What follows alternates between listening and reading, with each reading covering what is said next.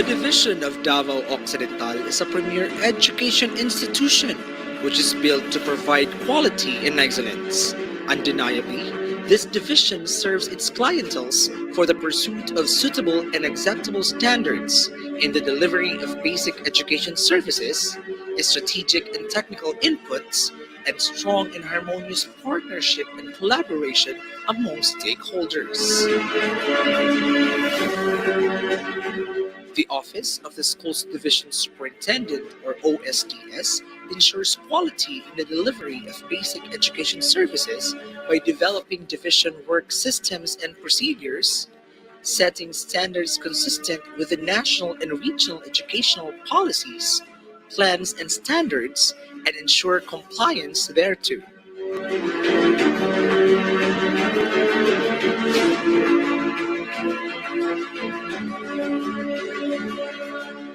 The Curriculum Implementation Division, or CID, provides the strategic and technical inputs towards the full implementation of the articulated basic education curriculum, enforcing curriculum standards, localization, and indigenization of the articulated curriculum to suit the conditions and context of the locality, and ensuring access to quality and varied learning resources.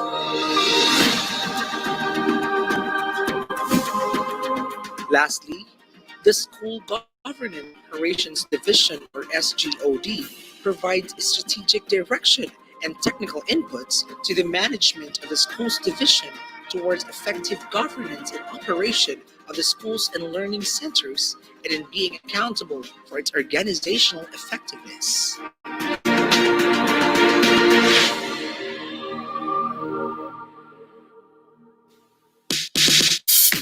Good day, Philippines! Good day, Region 11! Today marks another breakthrough to the music industry in the whole region. You have just listened to the top 3 and top 2 music that hit this year. I know you are very much excited to know the best music which made it to the top 1. I presume that this music video was made to live the adage that happiness can make all the employees productive and motivated. Here's the personnel of the division of Davao Occidental showing their sweet joy and happiness serving their clientele. Let's all watch this. It might seem crazy what I'm about to say. Sunshine, she's here, you can take a break. I'm a hot air balloon that could go to space. With the air, like I don't care, baby, by the way. Because I'm happy. Clap along if you feel like a room without a roof. Because I'm happy. Clap along if you feel like happiness is the truth. Because I'm happy. Clap along if you know what happiness is to you. Because I'm happy. Clap along if you feel like that's what you want to do. Here come bad news, talking this and that. Well, give me all you got, don't hold it back. Well, I should probably warn you, I'll be just fine. No offense to you, don't waste your time. Here's why. Because I'm happy. Clap along if you feel like a room without a roof. Because I'm happy. Clap along if you feel like happiness is the truth. Because I'm happy. Clap along if you know what happiness is to you. Because I'm happy. Clap along if you feel like that's what you want to do. Hey, go. Bring me down, can't none bring me down. The love is too high, bring me down, can't none bring me down. I said, bring me down, can't none bring me down. The love is too high, bring me down, can't none bring me down. I said, clap along if you feel like a room without a roof. Clap along if you feel like happiness is the happiness is to you. Clap along if you feel like that's what you want to do. Clap along if you feel like a room without a roof. Clap along if you feel like happiness is the truth. Clap along if you know what happiness is to you. Clap along if you feel like that's what you want to do. Bring me down, can't none bring me down. The love is too high, bring me down, can't none bring me down. I said, clap along if you feel like a room without a roof. Clap along if you feel like happiness is the truth. Clap along if you know what happiness is to you. Clap along if you feel like that's what you want to do. Clap along if you feel like a room without a roof. Clap along if you feel like happiness is the truth. Clap along if you know what happiness is to you. Clap along if you feel what you want to do.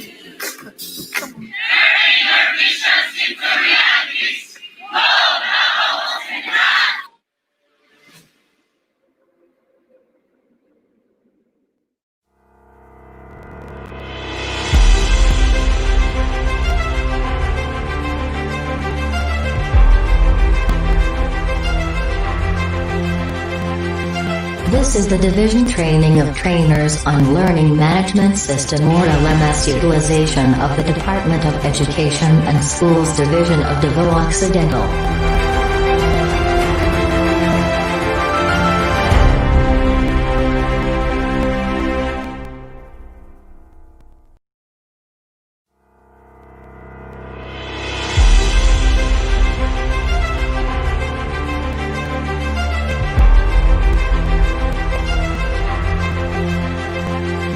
This is the Division Training of Trainers on Learning Management System or LMS Utilization of the Department of Education and Schools Division of Davao Occidental.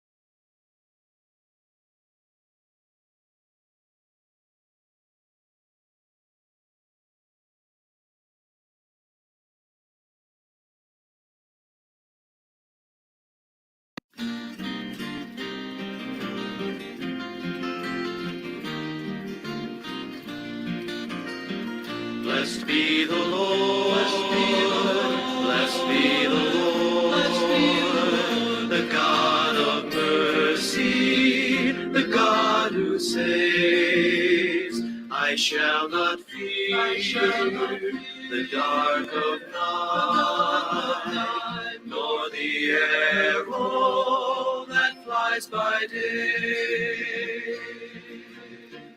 He will release me from the nets of sinful men.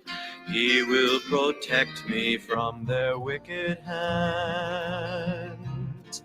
Beneath the shadow of his wings I will rejoice, to find a dwelling place secure.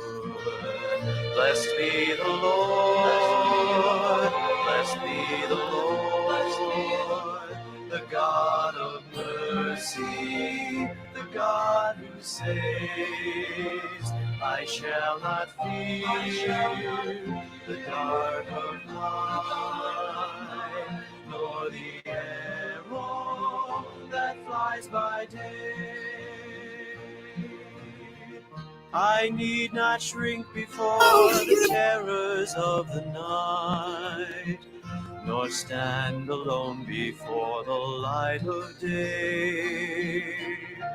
No harm shall come to me, no arrow strike me down, no evil settle in my soul.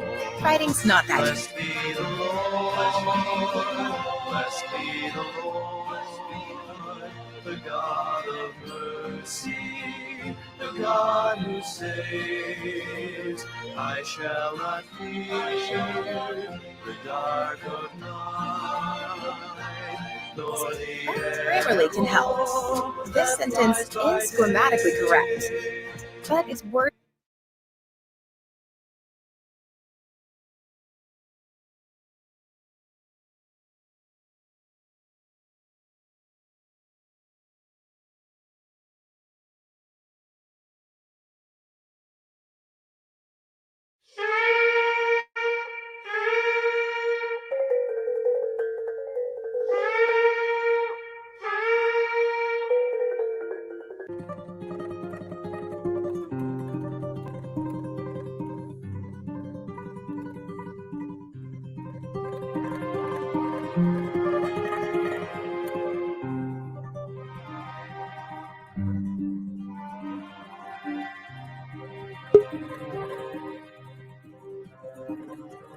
Ang bayan kong Pilipinas, lupain ng ginto't bulaklak, pag-ibig na sa kanyang palad, nag-alay ng ganda't dilag, at sa kanyang yumi at ganda, dayuhan ay naalina. Bayan ko, binihag ka, nasadlak sa dusa.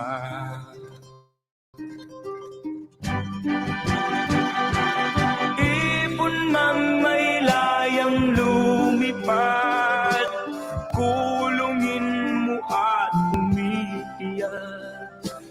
Bayan pa kayang sakdal nila, ang di magnasang makaalpas. Pilipinas kong minumutya, pugad ng luha at dalita, aking adhika, makita kang sakdal laya.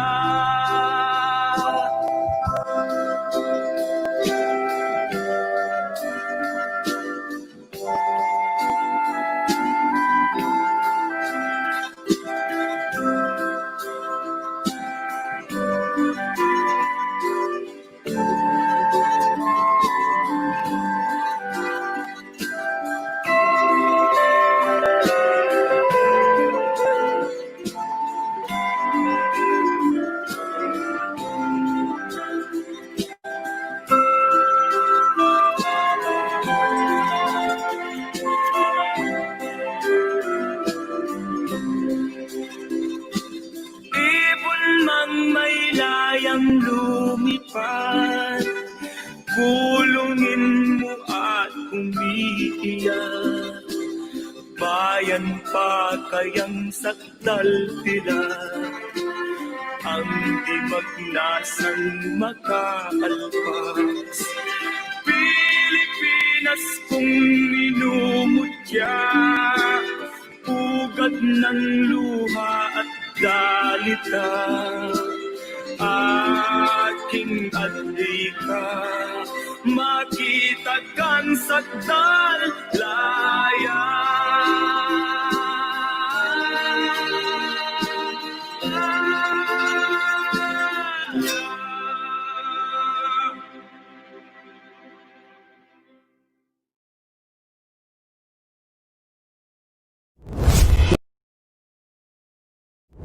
Learning Management System.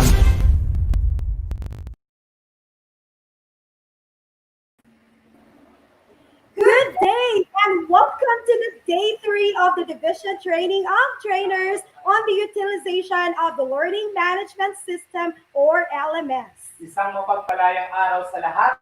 Hope that you are all well today.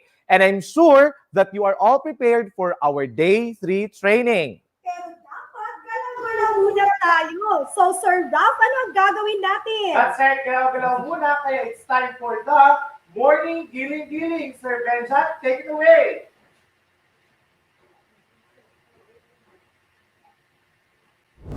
Learning Management System.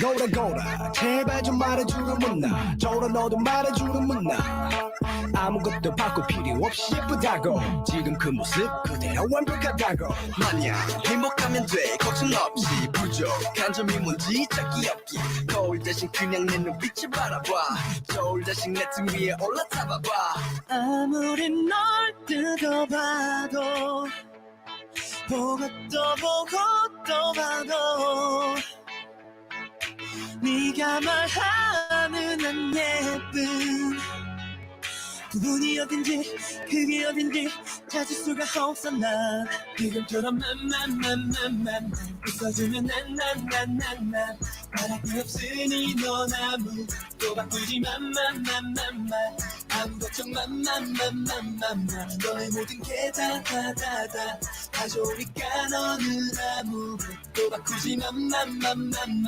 이대로 지금 이대로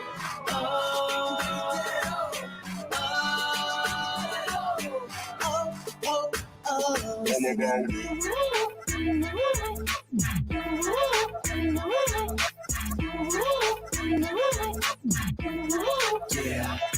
딱 좋아 너의 모든 게 그러니 네 맘 너와 아무 걱정하지 마 임마 100% 다 그대로 믿어도 돼 모든 걱정 100%다 지워도 돼 아무리 널 뜯어봐도 보고 또 보고 또 봐도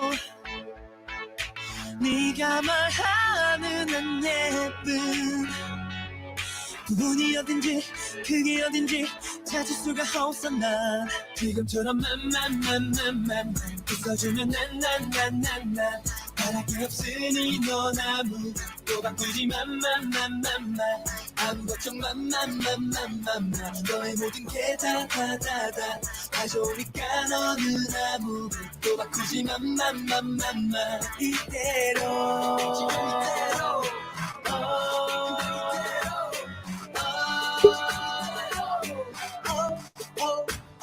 지금 이대로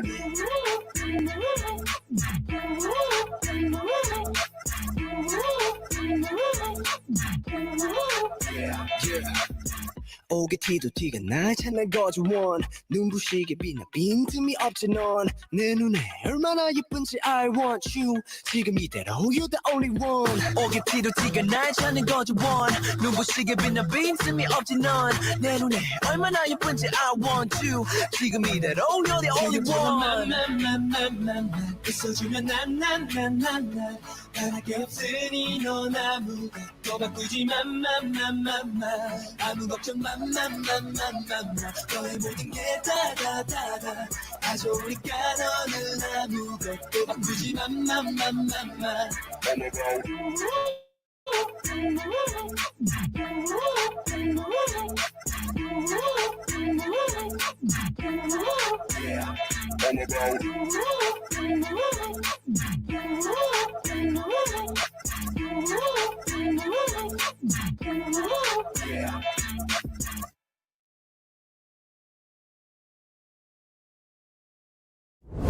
Learning Management. I'm Manel. Learning. I'm Christy, and we have very good news for you because we are giving. Ayan, so energized na ang ating mga picture participants. And I know that they are ready for the day different training of trainers. But before that, shout out muna natin yung ating mga teacher participants who participated yesterday and posted their Facebook post. They posted their pictures on their respective Facebook accounts. So can we have them on, please?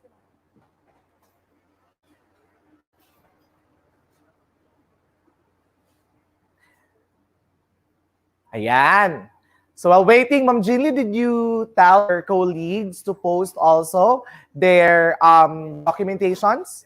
Yes, Sir Ralph. Sila Ayan ko na sila. Please do not forget to put the hashtags that we have in our division. It's hashtag LMS Davao, hashtag Sulong Educalidad, hashtag Schools Division of Davao Occidental, hashtag DepED, and hashtag SDO Davao. We learn as one. That is correct. And speaking of these hashtags, tingnan natin yung ating first post. Ito ay mula kay Chan-chararan. Mula kay Ma'am Grace Bulina, Ma'am Jinli. Ang sabi niya, Day 2 Webinar Division Training of Trainers on LMS Utilization. So, we learn as one. Ayan, thank you so much, Ma'am Grace. Ayan. Next post, we have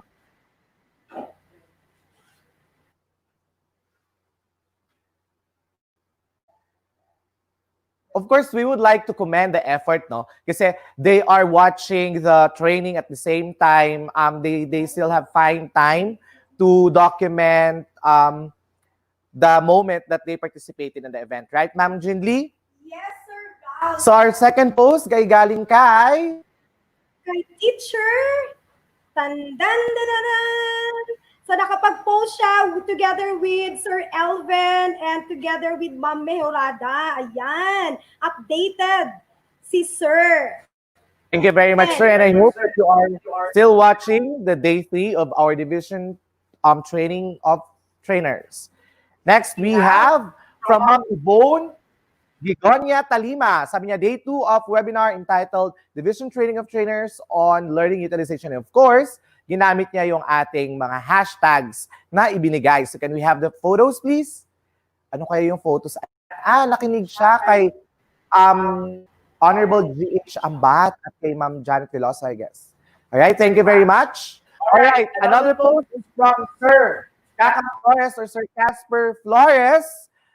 At ang sabi niya, of course, Division Training of Trainers on LMS Utilization. Hello, Sir Casper, I hope you are still watching this morning. Ayan, so may mga screenshot po ng kaniyang photos.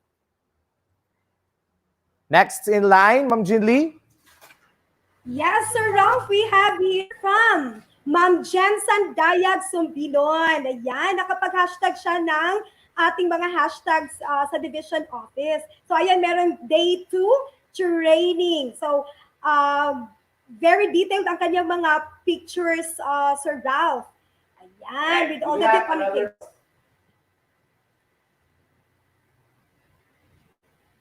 Ayan, this time is from Ma'am Jenny Lynn T. Estrada.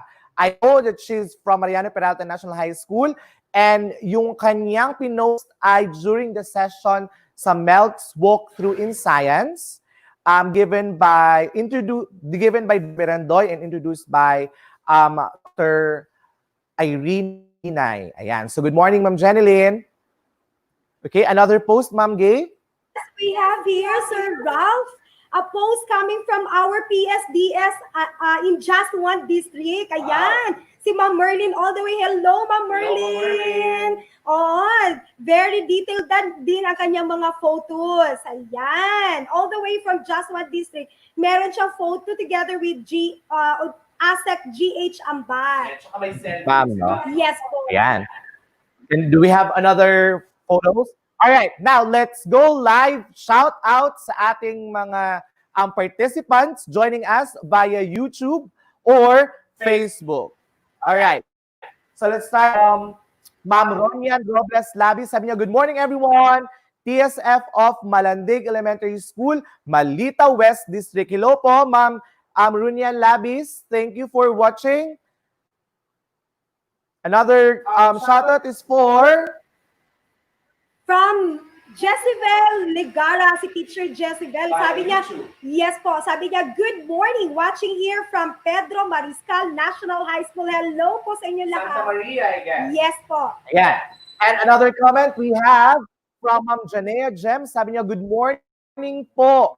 She was waiting earlier and she's from Don Marcelino District. Hello po sa lahat ng mga guro na nanonood mula sa Don Marcelino District. Another shoutout po mula Marian Liz Villaber Muhammad. Ayan. Sabi niya, good morning everyone watching from Corona A. Cabinilla National High School of Don Marcelino District. Ayan. Hello to their PSDS Mr. Joel Villahermosa and to all the teachers there. Hello, sir. Good morning. Another, we have Ma'am Welgie Lee. Sabi niya, Welgie A. Lee. Good morning, everyone. Watching from Buhangin Elementary School, Malita North District, Davao Occidental. Hello po sa lahat ng mga guro din po mula sa Malita North District, especially dyan sa Buhangin. Thank you very much for watching and still participating on the day 3 of our training. We have the next one. It's from teacher Lai Ignacio. Sabi niya, good morning. Watching from Ismael Yaya Elementary School of Malita West District with their PSDS Sir Jesus Lascuña. Good morning po sa inyo lahat dyan. And of course, so through Facebook, we have from Ma'am Ofelia Aquino Tubera Milay. Sabi niya, good morning everyone. We're from Bashawa National High School, Santa Maria, Davao Occidental. Stay safe and stay healthy po tayong lahat. God bless. Thank you very much, Ma'am Ofelia, and thank you for giving us the reminder to be safe and stay healthy. Ayan. So now let's go on sa ating number of participants per district. So ilan nga ba yung mga guro na nag-participate sa ating day 1 tsaka day 2? This is based from the attendance sheets got our tech team our secretariat headed by Ma'am Molly and Sir Carl. All right. For day 1, pwede po ba sa ibabaw muna, Sir Carces? All right. Okay. From Santa Maria West, we have 7.4%. So percentage po to out of, wow, umabot tayo, day 1, umabot tayo ng 1,207 responses or 1,007 na nag-submit ng kanilang attendance sheets. Again, sa Santa Maria West, we have 7.4%. Santa Maria East, we have 9.4%. Malita East, we have 8.4%. We have also from Malita West, 12%. Ayan. From Malita South, we have 8.4%. From Don Marcelino District, we have 12%. Baba po. And then we have just 2, we have 12%. From Sarangani District, we have 8.4%. At ang biggest delegation for day 1 ay mula sa Malita North District na merong 27.3%. Yan po for day 1. How about for day 2 po? Yes, for day 2, we have here resources. Please po, flash on screen. Ayan, we have 895 responses for our day 2. So for Santa Maria West District, we have 7.9%. And for our Santa Maria East District, we have 8%. And for our Balita East District, we have 6%. To our Balita West District, we have 12%. And to our Balita South District teacher participants, we have 7.9%. And for Don Marcelino, we have 13.5%. Sa naman, we have 6%. At saka ang pinakamarami na still from Balita North District with 25.9%. Ayan. Thank you for always keep on watching our DTOT on LMS. How about for day 3, Sir Ralph? All right, for day 3, of course, mamaya po natin afternoon. Both links sa attendance sheet at link sa ating evaluation form. And reminder, dapat po ay kumpleto ang ating 4 na attendance sheet at 4 na evaluation forms para po makuha natin yung ating certificate. Alright? So, as of this moment, let's have a recap. Ang daming nangyari nung first day tsaka kahapon. Di ba, Ma'am Jinli? So, Alright, so let's have a recap. Ano nga ba yung nangyari kahapon? Day 2 ng umaga. And to give us the recap of the morning session, yesterday, we are joined by the Public Schools District Supervisor of Malita East District. Ladies and gentlemen, Ma'am Antonita Corpus.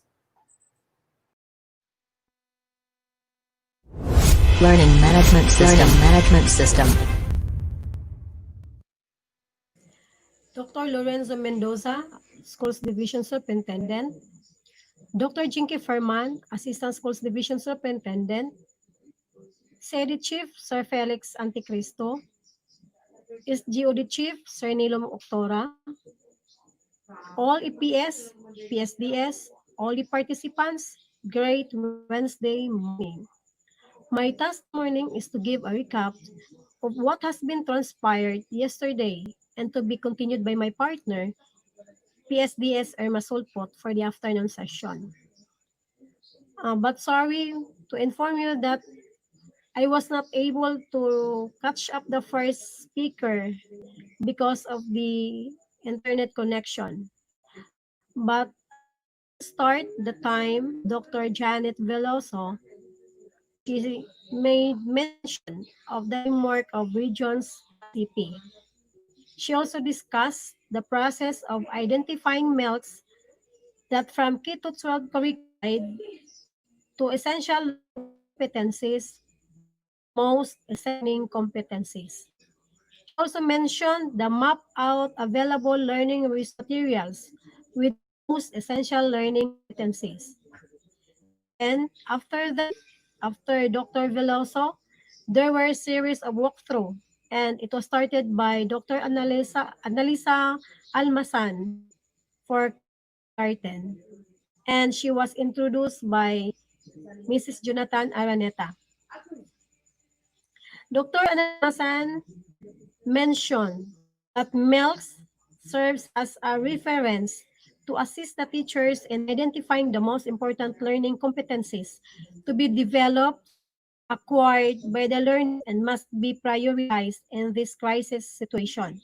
And she also emphasized that MELCS with asterisks are rephrased and deemed essential learning competencies in the achievement of content and performance standards. She presented sample of MELCs. She also mentioned that as a general rule, learning competencies are retained, merged or clustered, drop, and rephrase. The MELCs in kindergarten ensure that all Filipino learners achieve the content and performance standards expected of them in various learning domains. So that's for kindergarten. Then it was followed by the MTB MLE by Dr. George Wong, and he was introduced by Sir Elvin Caraballo. Dr. George Wong said, because of pandemic, our academic calendar year for 2020-2021 was shortened, and we have different delivery models. He asked question of which learning competencies were considered enduring, and he said, if the learning competency is useful in lifelong learning. He emphasized that the field implementers are encouraged to contextualize the most essential learning competencies in order to accommodate the varying contexts of learners, teachers, learning environment, and support structures, considering both the content and performance standards. With this, Filipino learners are guaranteed with relevant and quality basic education despite the current health crisis. He also presented the number of learning competencies. So in grade 1, there are 768 learning competencies and only 71 most essential learning competencies. In grade 2, there are 602 learning competencies and only 38 most essential learning competencies. For grade 3, there are 368 competencies and only 26 most essential learning competencies. So, in total, from grades 1 to 3, there are 1,700 138 learning competencies and only 135 most essential learning competencies. He said, Dr. Wong said that MELs are considerably less than the original number of learning competencies in the curriculum because of two factors. One, recurrence is limited. Two, learning competencies are merged or clustered. Then he presented the different grade level standards and he explained all of those. Then followed by, after Dr. Joyce Wong, it was followed by Dr. Mary Jane Mejorada, the regional EPS and Filipino, and she was introduced by Dr. Nelia Madelo. Dr. Mejorada also presented that there are 2,378 learning competencies from grades 1 to 10. And she discussed K to 12 versus most essential learning competencies. So that's all. And Ma'am Irma Sulpot will continue the recap for afternoon session. Thank you. Learning Management System. Ayan, thank you very much po, Ma'am Antonita E. Corpus, sa inyong recap for the morning session. This time, Ma'am Jean Lee, let's say hi also again to our, kasi dumami yung ating teacher participants who join us through Facebook and through YouTube. So let's say hi sa kakapasok lamang. Do we have that? Mr. Carces. Sabi hello, sabi dito galing tayo from Ma'am Nene. Alright, good morning mga kaguro watching from TLES and MPNHS. I know, mother to ni Ma'am Cleo. Alright, good morning po, Ma'am Nene at saka kay Ma'am Cleo. Thank you for watching. Okay, another one, Ma'am Julie. Yes, another post po for today's session. Ayan, on screen we can see there from Ma'am Rio Bungan. Sabi niya, good morning teachers watching here from Lawan National High School. Good morning to all the school heads and teachers of Lawan National High School. Right, and to all the Don Marcelino district. Via YouTube. Okay. We have Ma'am Riza May Tigas, sabi niya, good morning, watching from Domingo P. Bautista Senior Elementary School. Hello po, Ma'am Riza. Another is from... Okay, balik po. Okay. Benan Karim, good morning, greetings from the floating paradise of the South, Sarangani. I am Benan Carino, a teacher 1 from Mabila Central Elementary School. I want to greet all my co-teachers. So hello daw po, gusto pong i-greet ni Sir Denan or Ma'am Denan ang lahat ng kaniyang co-teachers mula sa Sarangani district. Alright? Okay. So another one, Yes, we have here from Teacher Violeta Jaalanin. Sabi niya, Sir Ralph, good morning, good day everyone. Watching from Pugaw Elementary School, Nabunturan East District, Davao de Oro. Wow, so we have our participant, we have also a teacher watching from another division, from the division of Davao de Oro. Thank you very much po, ma'am, for watching our training via YouTube. Okay, and also we would like to greet hello sa lahat po ng ating division personnel na nasa division office po ngayon. So hello po sa inyong lahat. Okay, so shout out to all the division personnel, of course headed by the head of the power team, the Schools Division Superintendent, Dr. Lorenzo Mendoza, together with the Assistant Schools Division Superintendent, Dr. Jinky B. Ferman. Okay? Yes, also our two chiefs. There, SGOD Chief Nilo L. Octura, and to our CID Chief, Sir Felix I. Antecristo. Shout out din po sa lahat ng admin section under Sir Aloysius Bravo and his staff. And to all the personnel section under Ma'am Elaine Hazel de Nasco and staff. Good morning po. Good morning din po kay Sir Danilo Manuel. Okay, so thank you po for watching, Ma'am Gay. Yes, another from our budget section under Ma'am Irma's Asombrado and staff. And to the cashier section also, with their head serf Bernie L. Octura together with his staff. Good morning sa inyong lahat po. And to the accounting section under Ma'am Queen Anne Alboroto and staff. Special mention talaga to Ma'am Precious Bean Tugunon and to all the hard-working utility staff na sina Ma'am May Ann Melendres and to Sir Edmond Ugsad. Good morning po sa inyong lahat dyan. Good morning po. Good morning din po sa at kay Ma'am Marisol Sinarillo. Sabi niya, good morning, watching here together with the teachers of San Pedro Elementary School, Santa Maria East District. Have a great day, everyone. Hello po, Ma'am Marisol, and I hope na kasama ninyo ang inyong mga co-teachers. You can also post sa inyong Facebook account ng documentation for today kasama po ng inyong mga co-teachers using the following hashtags. Hashtags LMS Davao. Can we have another hashtag? Hashtag Sir Carces? Hashtag Sulong Edukalidad. Hashtag Schools Division of Davao Occidental. Hashtag DepED. Hashtag SDO Davao Oc. We learn as one. All right. And I guess na ang next speaker. Okay. So, to give us a message, we're very lucky kasi po we are joined by a personnel from DepED Central Office. Di ba, Ma'am Jin Lee? Yes, Sir Val. So, we have here with us. Okay. So, we are also grateful because we are joined by one of the personnel from DepED Central Office.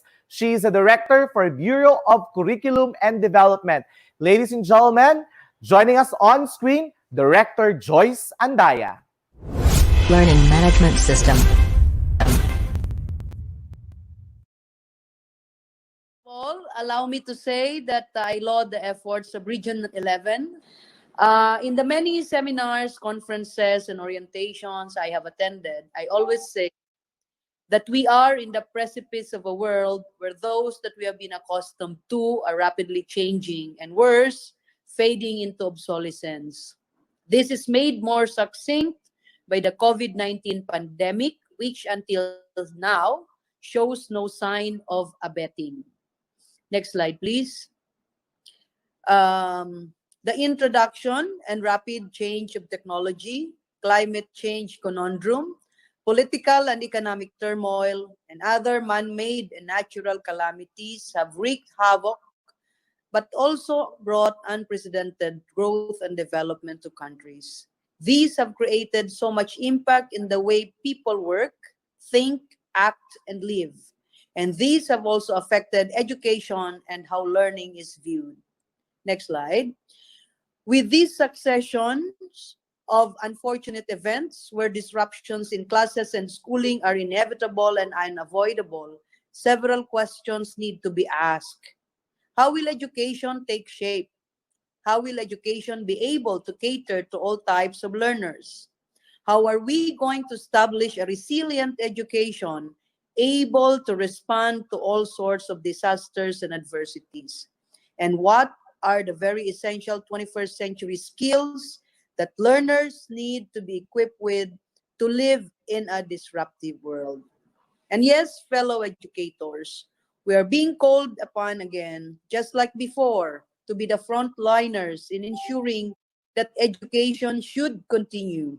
Our good secretary always reminds us that in any major catastrophe, our fellow Filipinos have looked to us, teachers, educators, for hope, for guidance, for continuance of life as we know it. Next slide. Because the darker it gets, the brighter we shine. We need to show that we can provide an uninterrupted learning experience that is on par with what we were offering before. This training that you're doing is a venue to upskill, reskill, and transkill. Pero hindi to kill, ha? To upskill, reskill, and transkill our teachers and keep them abreast, not just with current events in teaching in the new normal, familiarizing ourselves with the resources that are at our disposal, It also will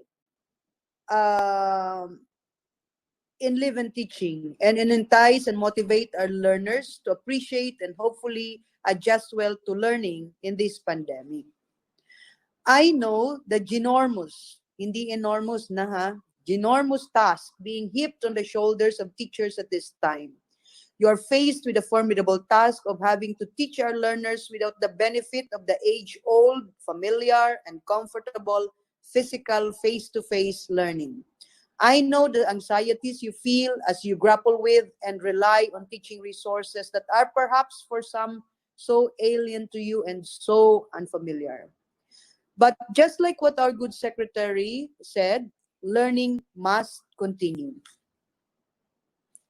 Education must continue despite this pandemic. Next slide. And that means still ensuring that we afford relevant and meaningful experiences to our learners. But even though we have these fears, I am certain that the resolve to continue teaching, to continue to learn all these unfamiliar gadgets, to reach out to learners are in our DNA. We have to do this, to show them that learning is important, especially at this time, to give our learners courage, to give them hope, to allow them to bloom, make them see that together we will be able to survive this pandemic. Next slide. And though we approach with much trepidation and are scared to use online resources, to use videos and other instructional materials for students that we can only see virtually, but in the words of John Dewey, if we teach today's students as we taught yesterday's, then we rob them of tomorrow. And that's why it's imperative that we learn what are the new gadgets, resources that are at our disposal to help enable learning. I hope that this is the perfect opportunity to learn and relearn without necessarily having to unlearn those that you've been able to do so well already if you are in the physical classroom. What we choose to teach, how we interact with students, and how we treat families, all of these play a crucial role in how children come to see the world and how they engage with it. Next slide. Once again, we are being asked to make a difference. To make a difference in not just the way we teach, but to make a difference in the lives of our learners. We have to make them see that despite this pandemic, there's still so much to hope for, to learn, and to live for. That is our task now. That is our pressing need now. And that's why I would like to quote again, next slide, Secretary, when she said, we are going into a new normal because we are creating a brave new world. Next slide, please. And we have to start with the children, to give them courage, to give them initiative, to help them look at problems realistically, and to continually have hope and confidence that we will overcome. Those are the words of our secretary. She said, on to the brave new world. And next slide. So I say, my fellow educators, let's keep on teaching. The world is yours for shaping. Magandang umaga sa ating lahat. Next slide. At sana marami kayong matututunan dito sa isang linggong pagsasanay na binigay sa inyo ng inyong region. Maraming salamat. Magandang umaga sa ating lahat.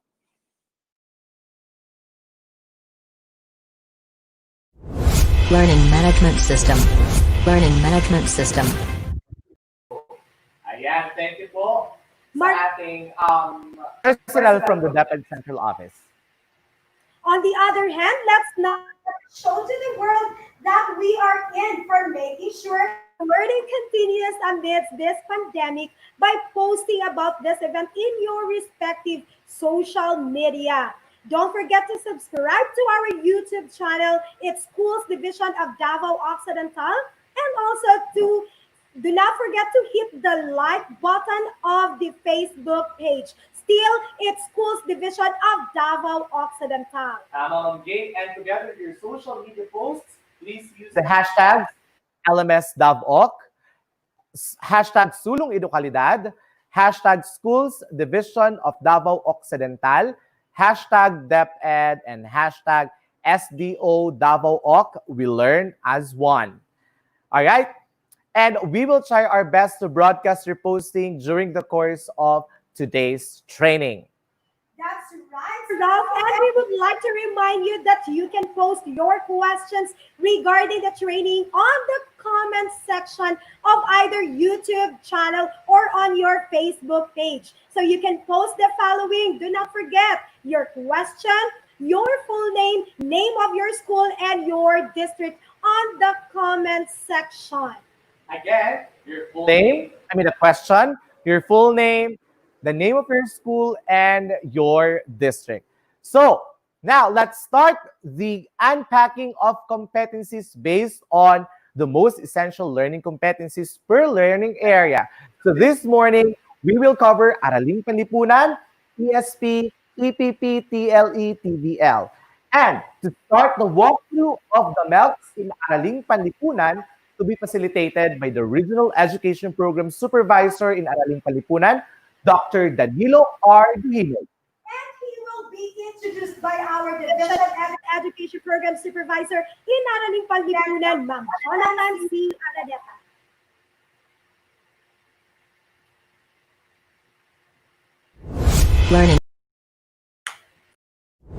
Learning Management System. Learning Management System.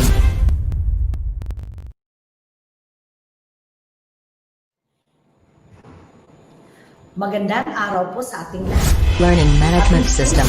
Learning Management System. Dr. Lorenzo Mendoza, Assistant Schools Division Superintendent, Dr. Jinky Ferman, CID Chief Felix Anticristo, at sa lahat ng mga Education Program Supervisors of different learning areas, PSTSS, school heads, at sa lahat ng mga guro na nanunood. Ngayong umaga ay matutunghayan natin kung paano binuo ang MELC sa Araling Panlipunan.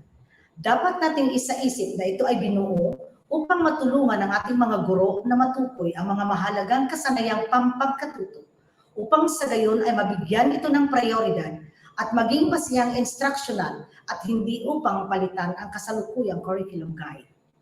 Sa presentasyong gawin ng ating tagapagsalita, maayos at iniisa-isa niyang ipiniliwanag ang mga ibinigay niyang halimbawa gamit ang MELCs. Hindi na natin patagalin pa. The speaker that I am referring to is a person who is so makamasang, so mabait, our Regional Education Program Supervisor in Araling Panlipunan, Dr. Danilo Duhino.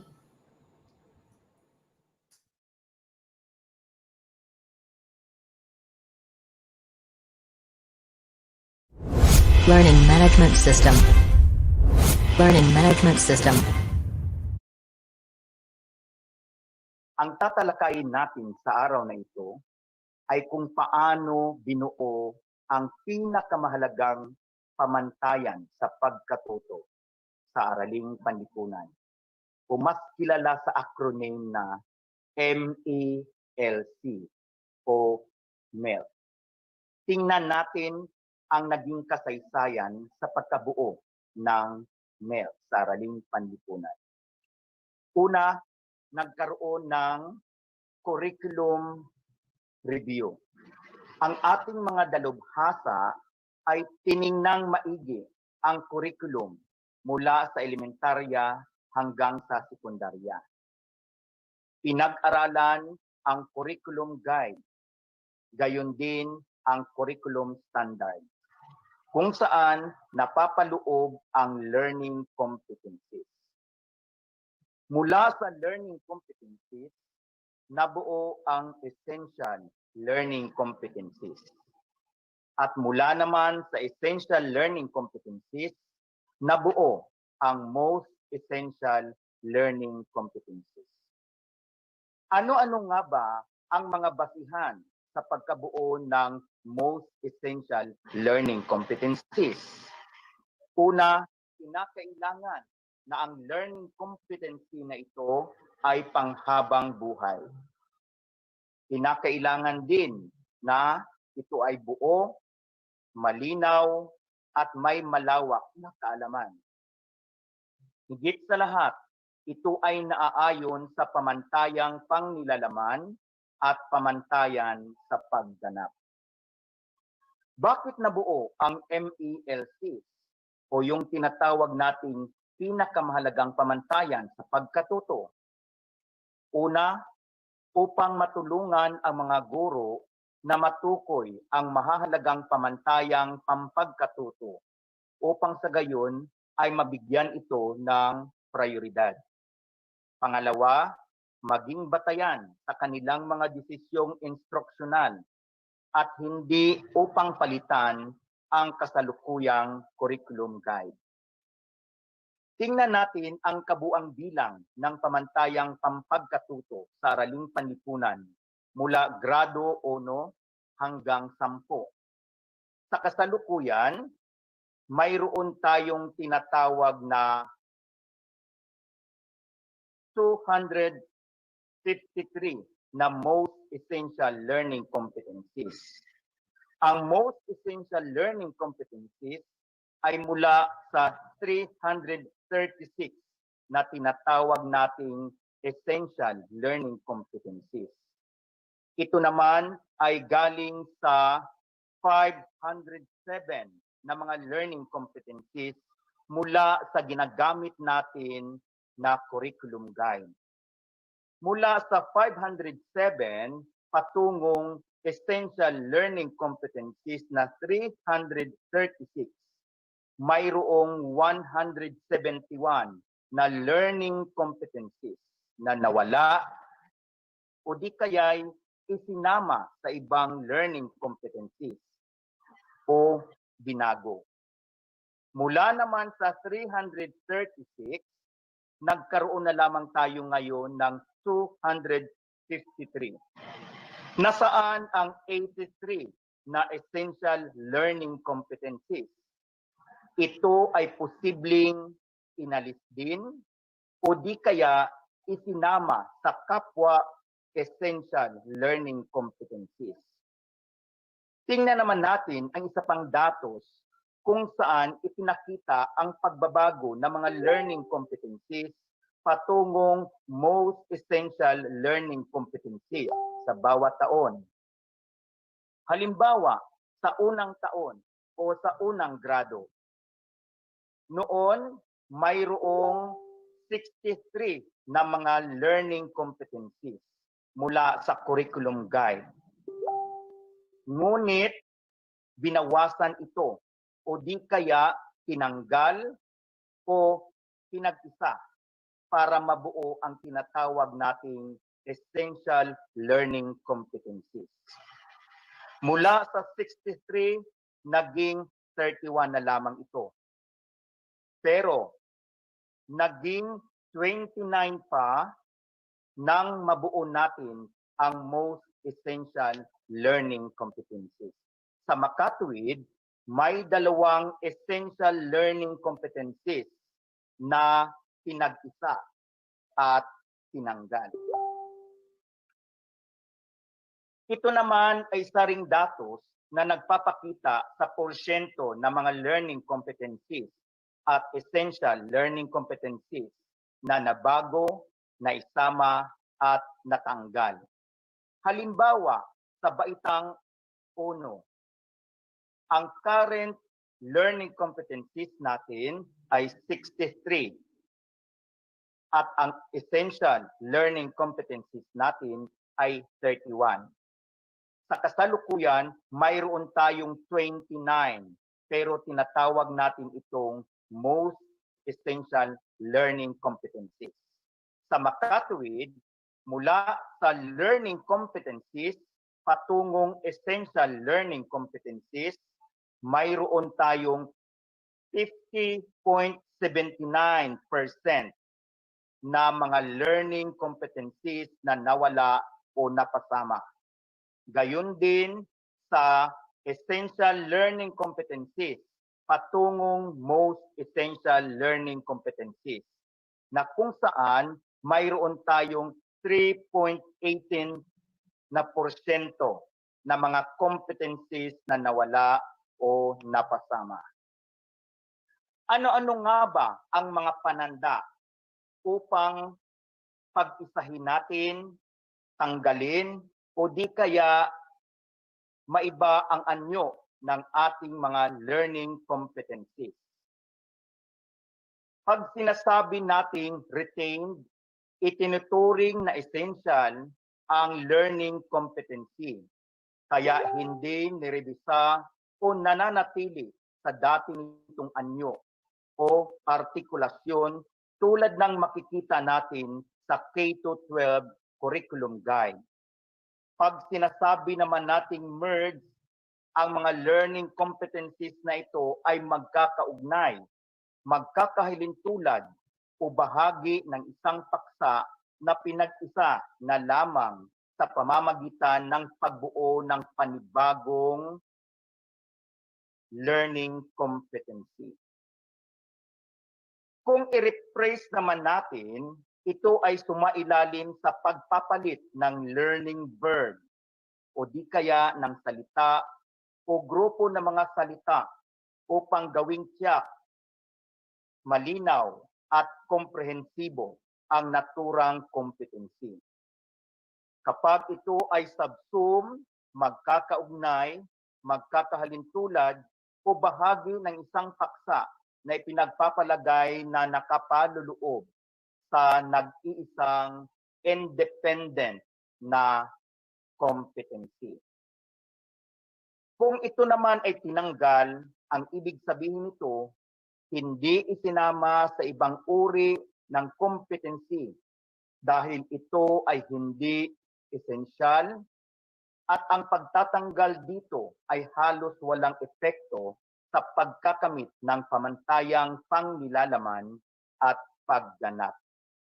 Upang mas lalo nating maintindihan kung bakit pinag-isa ang magkakaparihong mga learning competencies at mabuo ang most essential learning competencies, gayon din ang ugnayan ng most essential learning competencies sa tinatawag nating pamantayan sa pagkatuto, pamantayan sa nilalaman o di kaya sa pagganap.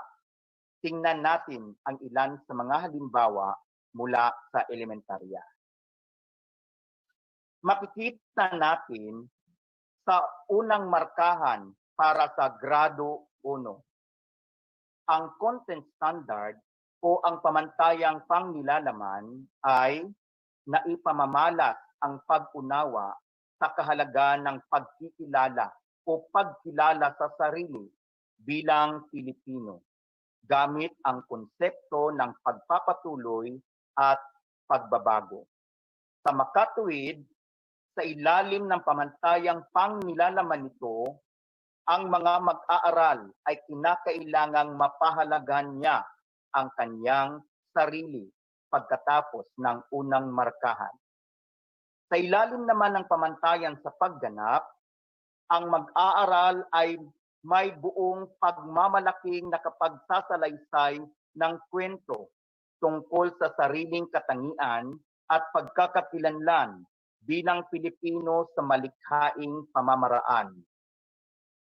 Sa pamantayan sa pagganap, kinakailangan na ang mga mag-aaral ay may bahagi nila sa iba ang kanilang katangian bilang mga Pilipino sa iba't ibang pamaraan. Mula sa content standard at performance standard, ang learning competency 7 ay isinama na sa learning competency 6. Bakit? Dahil halos magkakapareho lamang ito.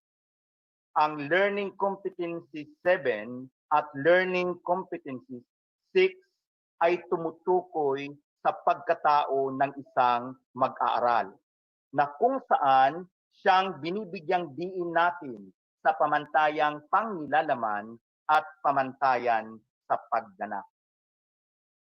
Para sa ikalawang taon, sa ikalawang markahan, alam natin na ang ating tinatawag na pamantayang pangnilalaman ay naipamamalas ang pag-unawa sa kwento ng pinagmulan ng sariling komunidad batay sa konsepto ng pagbabago at pagpapatuloy at pagpapahalaga sa kulturang nabuo ng komunidad.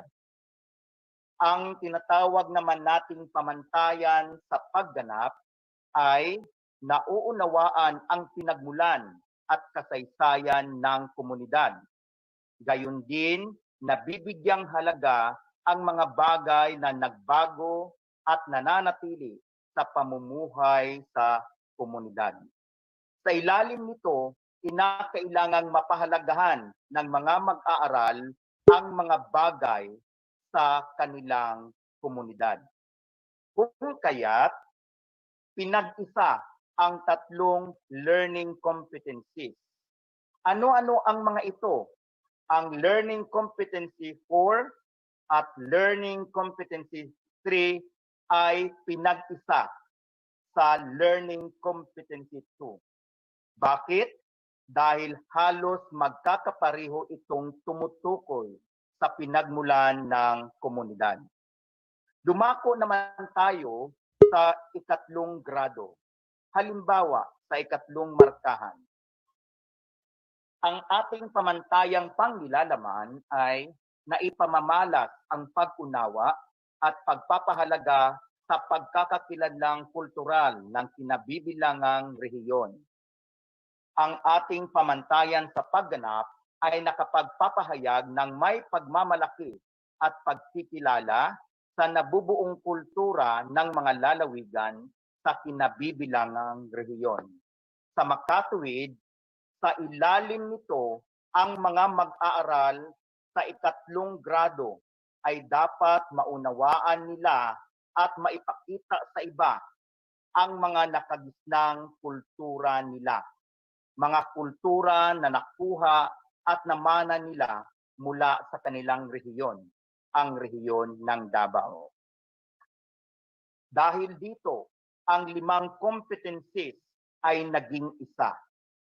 Itong nailalarawan ang pagkakakilanlang kultura ng sariling lalawigan, na isa-isa ang mga pangkat ng mga tao sa sariling lalawigan at rehiyon, nakapagbibigay ng mga halimbawang salita mula sa mga wika at dialekto sa sariling lalawigan at rehiyon. Gayon din ang nailalarawan ang mga kaugalian, paniniwala at tradisyon ng sariling lalawigan at ng rehiyon ay may pari-parihong tinutumbok. Kung kaya't, maaari na itong gawing isahan at ito ay ang nailalarawan ang pagkakakilanlang kultural ng kinabibilangang rehiyon. Dumako naman tayo sa ika-4 na grado. Halimbawa, sa unang markahan, alam natin na ang pamantayang pangnilalaman ay naipamamalas ng ating mga mag-aaral ang konsepto ng bansa.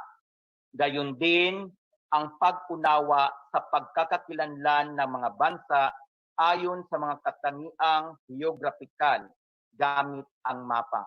Ang pamantayan sa pagganap naman ay naipaliliwanag ng mga mag-aaral na ang Pilipinas ay isang bansa. Gayon din ang kasanayan sa paggamit ng mapa sa pagtukoy ng iba't ibang lalawigan at rehiyon. Dahil dito, kinakailangang manatili ang ating unang learning competency na mula pa sa curriculum guide dahil natumbok na niya ang ating pamantayang pangnilalaman, gayon din ang ating pamantayan sa pagganap. At ang competency na natutukoy sa mapa ang kinalalagyan ng bansa sa rehiyong Asya at gayon din sa mundo ay hindi na kinakailangan dahil maaaring makamit na ang kasanayang gusto nating makamtan ng ating mga mag-aaral sa unang competency. Dumako naman tayo sa grade 5. Halimbawa, sa unang markahan, ang pamantayang pangnilalaman, yun din ang pamantayan sa pagganap, ay maaari nang matumbok ng ating learning competency na natatalakay ang paglaganap ng relihiyong Islam sa ibang bahagi ng bansa. Dapat tandaan natin na ang learning competency na nailalarawan ang lokasyon ng Pilipinas sa mapa ay hindi na masyadong mahalaga dahil maaaring makamtan pa rin natin ang pamantayang pangnilalaman, gayon din ang pamantayan sa pagganap sa iba pang mga dating competency. Sa grade 6, ganun din. Alam natin na ito lamang ang dapat mabuo sa ating mga mag-aaral, ang pag-unawa at kaalaman sa Pilipinas. Sa ilalim ng pamantayan sa pagganap, kinakailangan lamang na mapapahalagan ng ating mga mag-aaral ang kontribusyon ng ating bansa sa daigdig o di kaya sa ating mundo. Kung kaya't natumbok na ng learning competency number 4 at ito ay natatalakay ang partisipasyon ng mga kababaihan sa Rebolusyong Pilipino. Kaya maaari nang tanggalin ang dati nating learning competency na nasa bilang una. Dumako naman tayo sa sekundarya. Sa sekundarya, mayroon itong 81 na mga learning competency mula sa curriculum guide. Para sa grade 8, mayroon itong 43 na mga learning competency. Sa grade 9, mayroon itong 82 na mga learning competencies. Gayon din sa grade 10 na umabot sa 42. Ngunit dahil sa ating hinaharap ngayon sa COVID-19, nabawasan o di kaya pinagsanib ang halos magkakaparihong learning competencies. Kung kaya't ang naging resulta ay umabot lamang sa 43 mula 81. Sa grade 8, mayroon na lamang tayong 31 mula 43. Sa grade 9, mayroon na lamang tayong 62 mula 82 at 31 mula 42. Ngunit, nagkaroon muli ng panibagong learning competency na tinatawag nating most essential learning competency. Kung kaya't nabawasan muli ang ating mga essential learning competencies. Sa kasalukuyan, ang baitang 7 ay mayroon na lamang 30 learning competencies na tinatawag natin ngayong most essential learning competencies.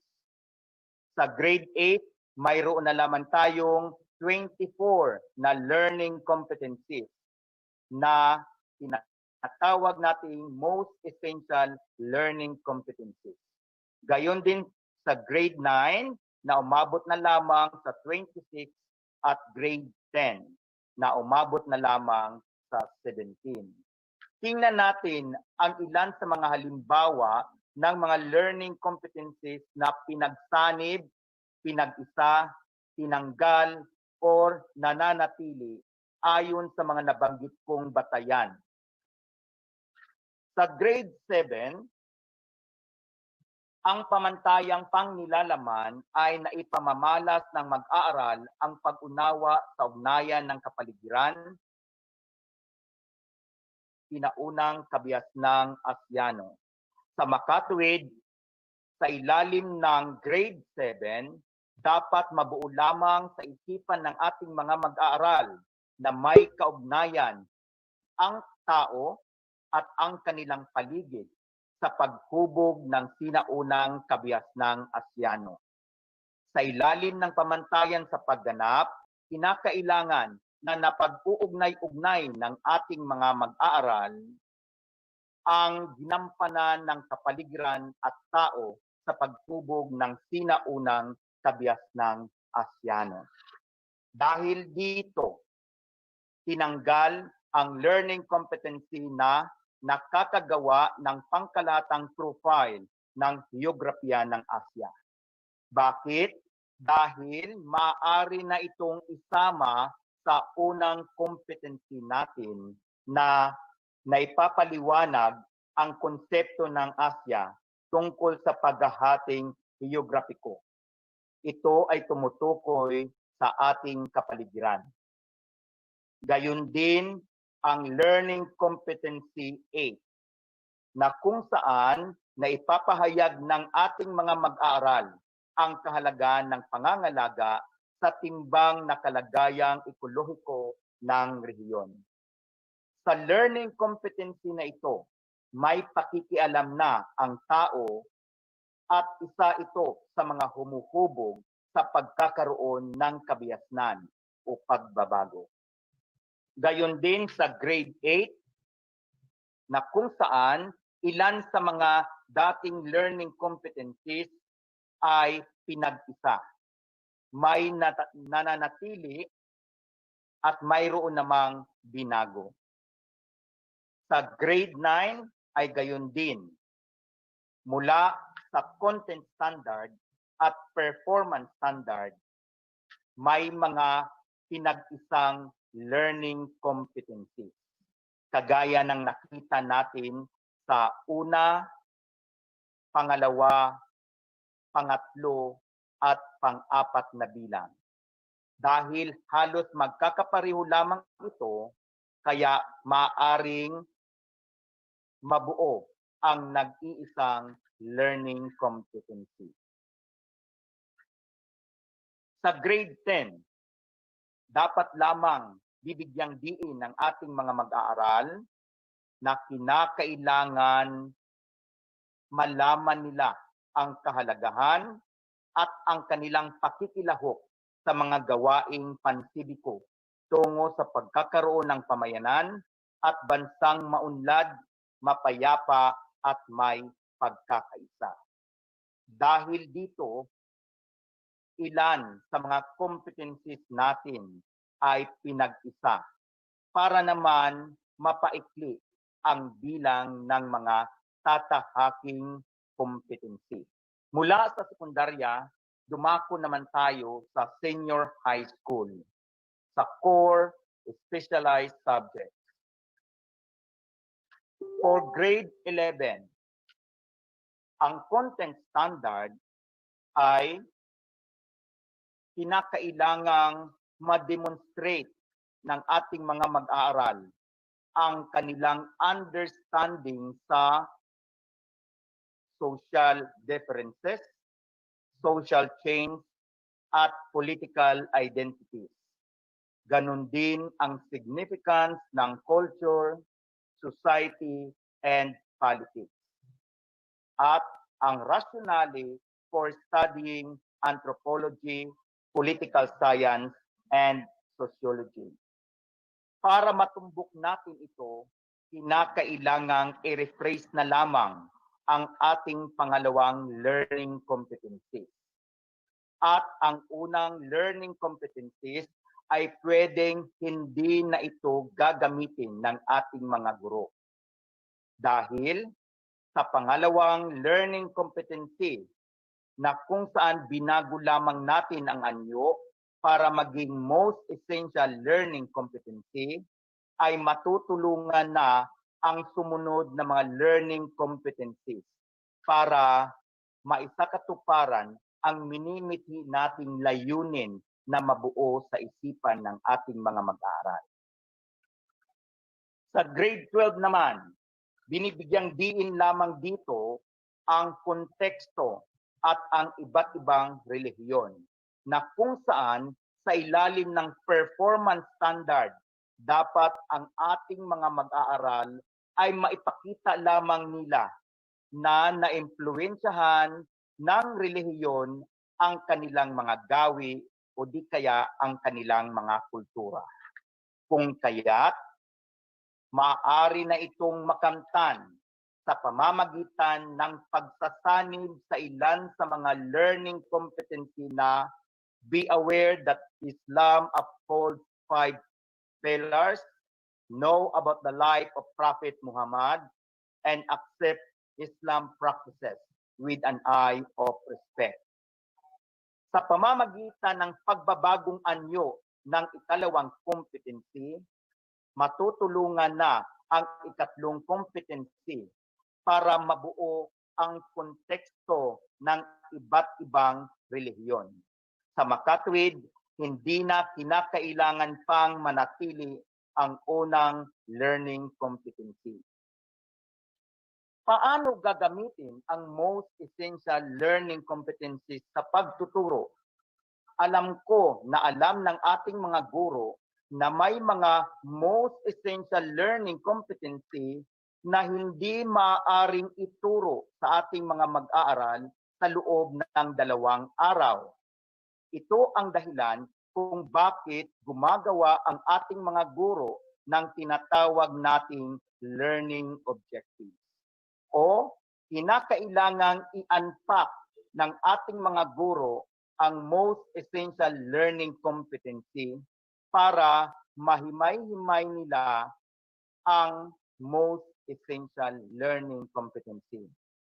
Sa pagkakaroon ng iba't ibang layunin sa kanilang pagtuturo mula sa most essential learning competencies, matuturuan natin ang ating mga guro na mapaganda nila ang kanilang pagtuturo at madaling makuha ang ninanais nilang kasanayang mabuo sa ating mga mag-aaral.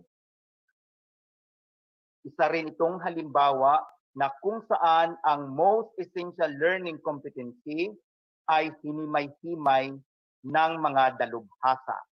At ito ang tinatawag nating learning objectives.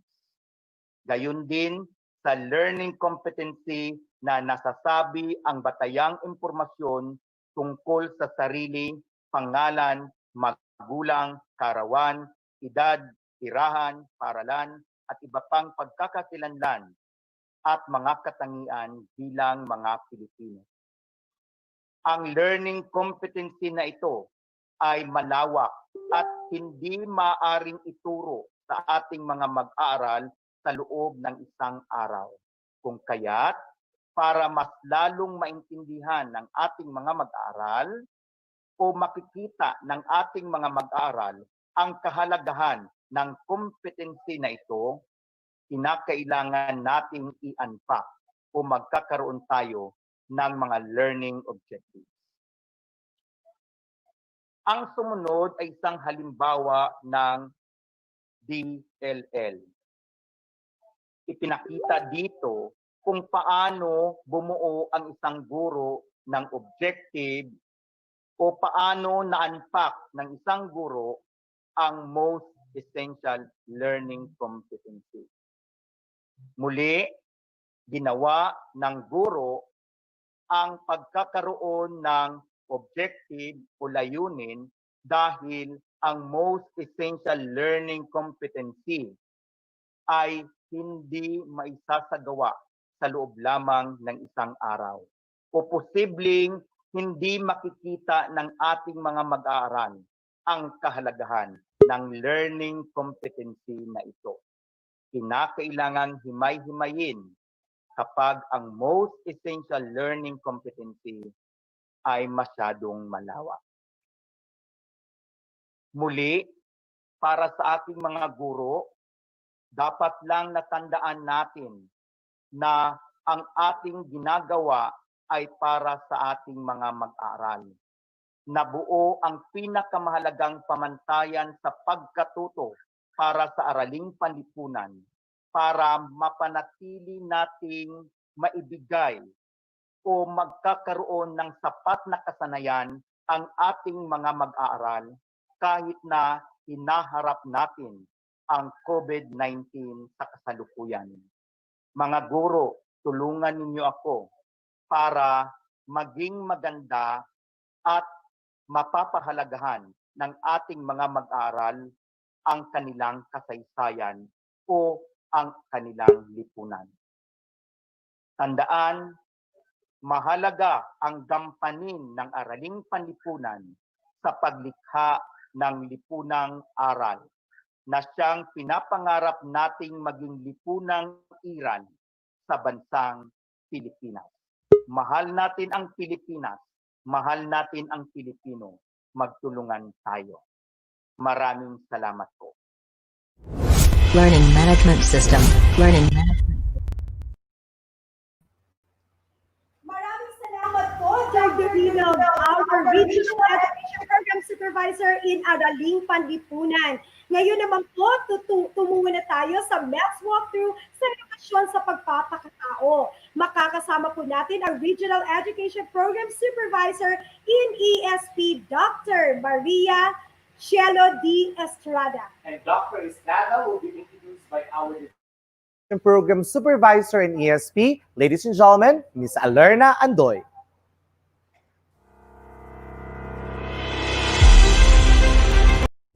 Division Training of Trainers. Learning Management System.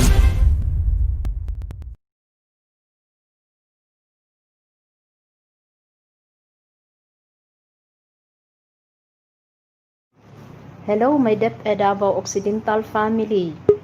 To our officer in charge of the Schools Division Superintendent, Dr. Lorenzo E. Mendoza, CESO 6. To our Assistant Schools Division Superintendent, Dr. Jinke B. Ferman, CESI.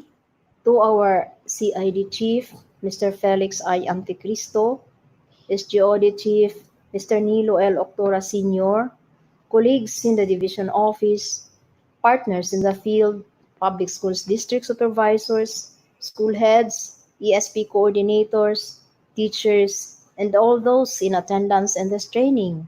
Magandang araw. Before introducing the next speaker, allow me first to grab this opportunity to express my sincere appreciation and gratitude for the strong support in the implementation of edukasyon sa pagpapakatao, especially in the preparation of ADM ESP modules and the preparation of learning exemplars, activity sheets, and budget of work. To our LR manager, Mr. Ernie E. Agsaolio, our PDO, Ms. Althea Liamig, the writers, illustrators, editors, artists, ICT experts, the district heads, school heads, ESP coordinators, all the teachers teaching the subject, and all those who in one way or the other made possible the implementation of ESP in the field, especially to our CID Chief, Mr. Felix I. Anticristo, to our gentle and kind Schools Division Superintendent, Dr. Lorenzo E. Mendoza, and to the superwoman, the great influencer with a strong-willed personality, our Assistant Schools Division Superintendent, Dr. Jinky B. Ferman. And so, our next speaker will discuss and clarify more on the creation of the most essential learning competencies or the MELCs of edukasyon sa pagpapakatao, which is the reiteration of the orientation conducted on June 10, 2020. Pakikinggang mabuti at titingnan natin kung papaano nabubuo ang mga most essential learning competencies. Ladies and gentlemen, our Region 11 Education Program Supervisor in charge of ADM, SPFL, and Edukasyon sa Pagpapakatao. Please help me welcome Dr. Maria Cielo D. Estrada. Learning Management System. discussion of Dr. Dominog on the MELCs in Aralpan. My task is to present to you the MELCs in Edukasyon sa Pagpapakatao, and based on the session guide which was provided to us, this is the flow of this presentation. The first part is the presentation of the conceptual framework of the Edukasyon sa Pagpapakatao, to be followed by the walkthrough of ESP MELCs. Within this walkthrough of the ESP MELCs ay yung mga paraan ng pagpili ng MELCs, paano gamitin ang MELCs, pagtaluntun sa MELCs sa bawat key stage, and then to be followed by the third part, which is the unpacking of competencies, and the fourth part are the parts of a lesson exemplar. Okay, but before I'll proceed, let me first acknowledge the support of our Regional Director, Dr. Evelyn Arfe Calvero, our Assistant Regional Director, Dr. Maria Ines Asuncion, and then our CLMD Chief, Dr. Janet Veloso, and to all men and women in DepED Regional Office 11 who made this meaningful session possible. Good day to all of you. So here are the objectives of this 40-minute presentation. Sa pagkatapos ng sesyon, inaasahang ang mga kalahok ay nakapagpapaliwanag ng mga batayang conceptual ng ESP, tamang paggamit ng mga MELCs sa pagtuturo, pagkatuto, or the teaching learning, tungo sa mabisang pagpapadaloy ng mga aralin sa ESP sa batayang edukasyon. Mga suggested steps in unpacking the learning competencies and mga bahagi ng lesson exemplar. And maybe the most important objective is for the participants na maibahagi ang mga natutunan sa mga kaguruan ng ESP sa kanilang mga STOs. Okay. Ano po ba yung mga inaasahang outcome? If we have those objectives, we will be expecting some meaningful outcomes after this. These are its expected outcome. The first one is the immediate outcome, which is yung mga kalahok na nakapagpapaliwanag ng malinaw ng paggamit ng mga MELC sa mga pagsasanay at block or the learning action cells sessions tungo sa mabisang pagpapadaloy ng mga aralin sa ESP. The next outcome is the enabling outcome. Ito yung mga gurong nagtagapagpadaloy sa mga na may commitment sa pag-apukla ng pagtuturo ng ESP sa mga MELC ayon sa konteksto at yugto ng papaunlad, ng pag-unlad rather ng mga mag-aaral. And then the final outcome, mga mag-aaral na nagpapamalas ng mga kaalaman, pag-unawa, kasanayan at pagpapahalaga mula sa mga MELC at mga tungungin ng ESP asignatura. We know that everything that we are doing in DepEd will surely be redounding or with that objective of having it redound to the benefit of all our learners. So yun siya. Okay.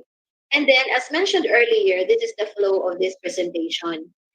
The first is the conceptual framework, then walkthrough, and then the unpacking of competencies and the parts of the exemplar. And now, in the past presentation, we've known and we've seen that all that are happening in this department right now is because of the COVID-19 pandemic. It is anchored on the premise that we will be exhausting our human capital if we will stop educating our people, if we are going to stop our education system, all our human resource, our human capital, the human capital of this country will be exhausted. So what could be the role of the ESP during this pandemic? There had been scenarios that we've heard, even to the extent of putting aside the ESP and just focus on the other core subjects. Such could not be done because we also need to educate the hearts of our learners. We need to educate them. Ang edukasyon sa isip na hindi nagbibigay edukasyon sa puso ay hindi tunay na edukasyon. I hope you will agree with me on that. Okay? And then, ang ESP bilang asignatura is teaching our human capital on how to become human. Nagbibigay ito ng edukasyon sa pagiging ganap na tao. Ito ay tumutulong sa paglikha ng pagkasino ng tao tungo sa pagbuo ng sarili. Sa pagtatalaga lamang ng sarili sa kanyang kapwa, mapupuno ang sentiment. Kaya ang pagkakatao ay pakikipagkapwa. So here comes the target outcome.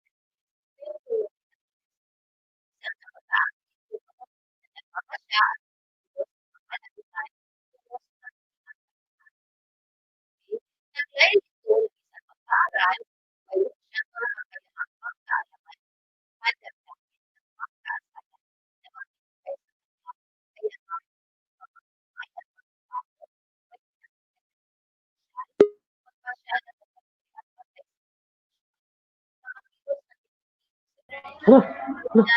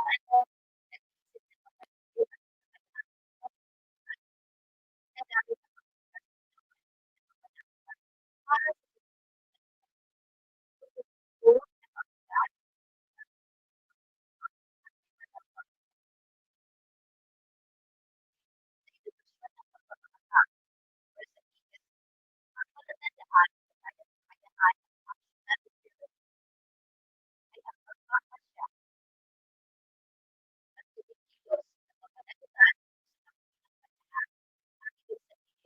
Okay, like,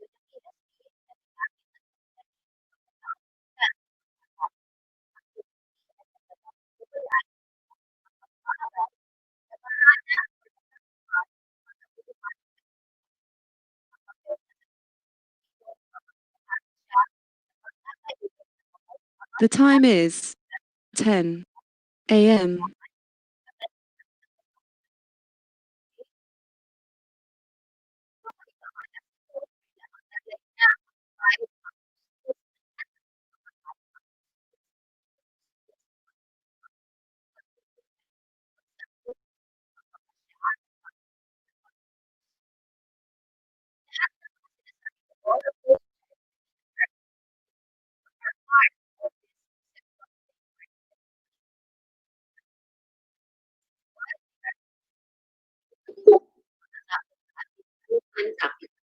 Our learners who are the future leaders of this country in the leaders of this country in the future.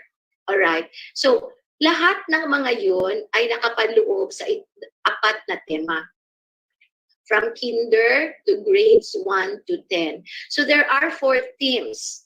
The first one is about pansarili, sarili. Pananagutang pansarili for theme 1. Theme 2 is for pakikipagkapwa at katatagan ng pamilya. Theme 3 is paggawa tungo sa pambansang pag-unlad at pakikibahagi sa pandaigdigang pagkakaisa. And theme 4 is pagkamakadiyos at preferensya sa kabutihan. From kinder to grades 1 to 6, yung theme 1 is for quarter 1, yung theme 2 is for quarter 2, yung theme 3 is for quarter 3, and yung theme 4 is for quarter 4. And these are all presented in spiral progression. Okay, the same is true with grade 7, 8, 9, and 10. Theme 1 is grade 7, theme 2 is for grade 8, and theme 3 is for grade 9, and theme 4 is for grade 10. All right. So, let's go to this table here. Talahanayan ng mga konsepto sa edukasyon sa pagpapakatao. As mentioned earlier, yung unang markahan entails about pansarili at sa pamilya. Yung ikalawang markahan, yung theme is about pakikipagkapwa, pagmamalasakit sa kapwa. And then yung ikatlong markahan is para sa kabutihan ng lahat.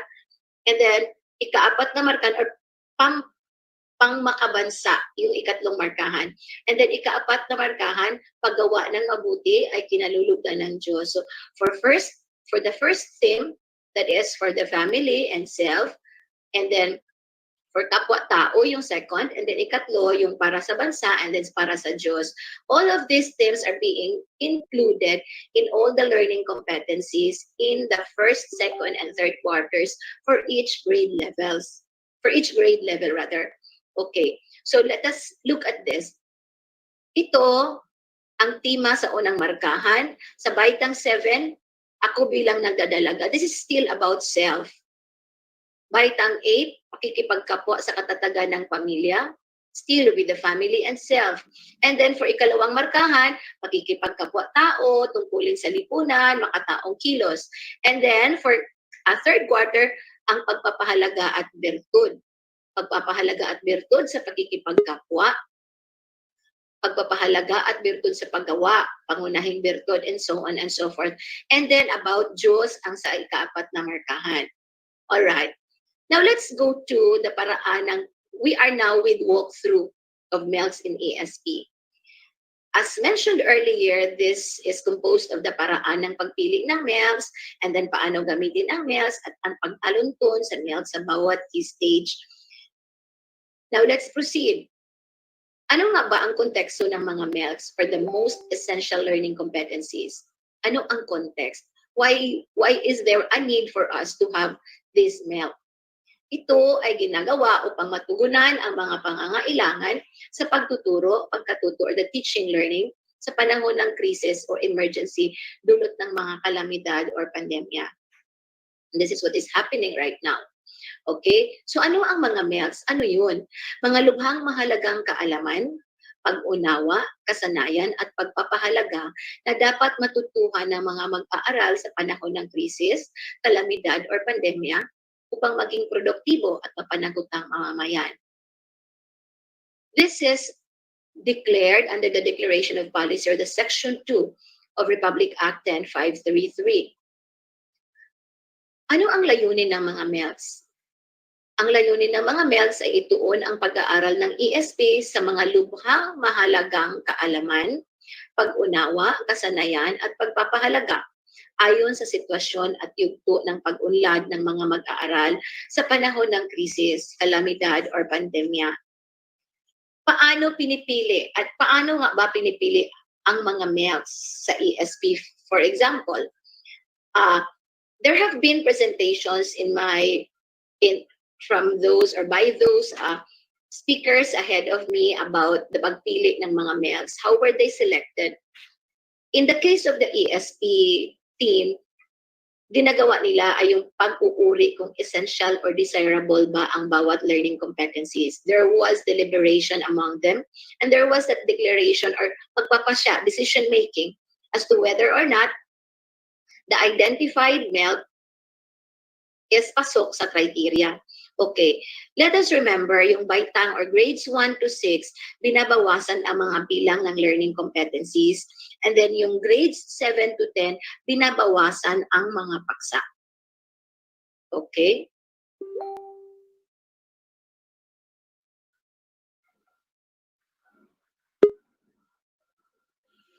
Alright. So, ang learning competencies ay essential. Paano nga ba siya? Bakit siya tinatawag na essential? Kung pumapasok siya or ina-address niya ang itong mga kriteryang ito. Okay. Standards, this is what we call as ST clips. Okay.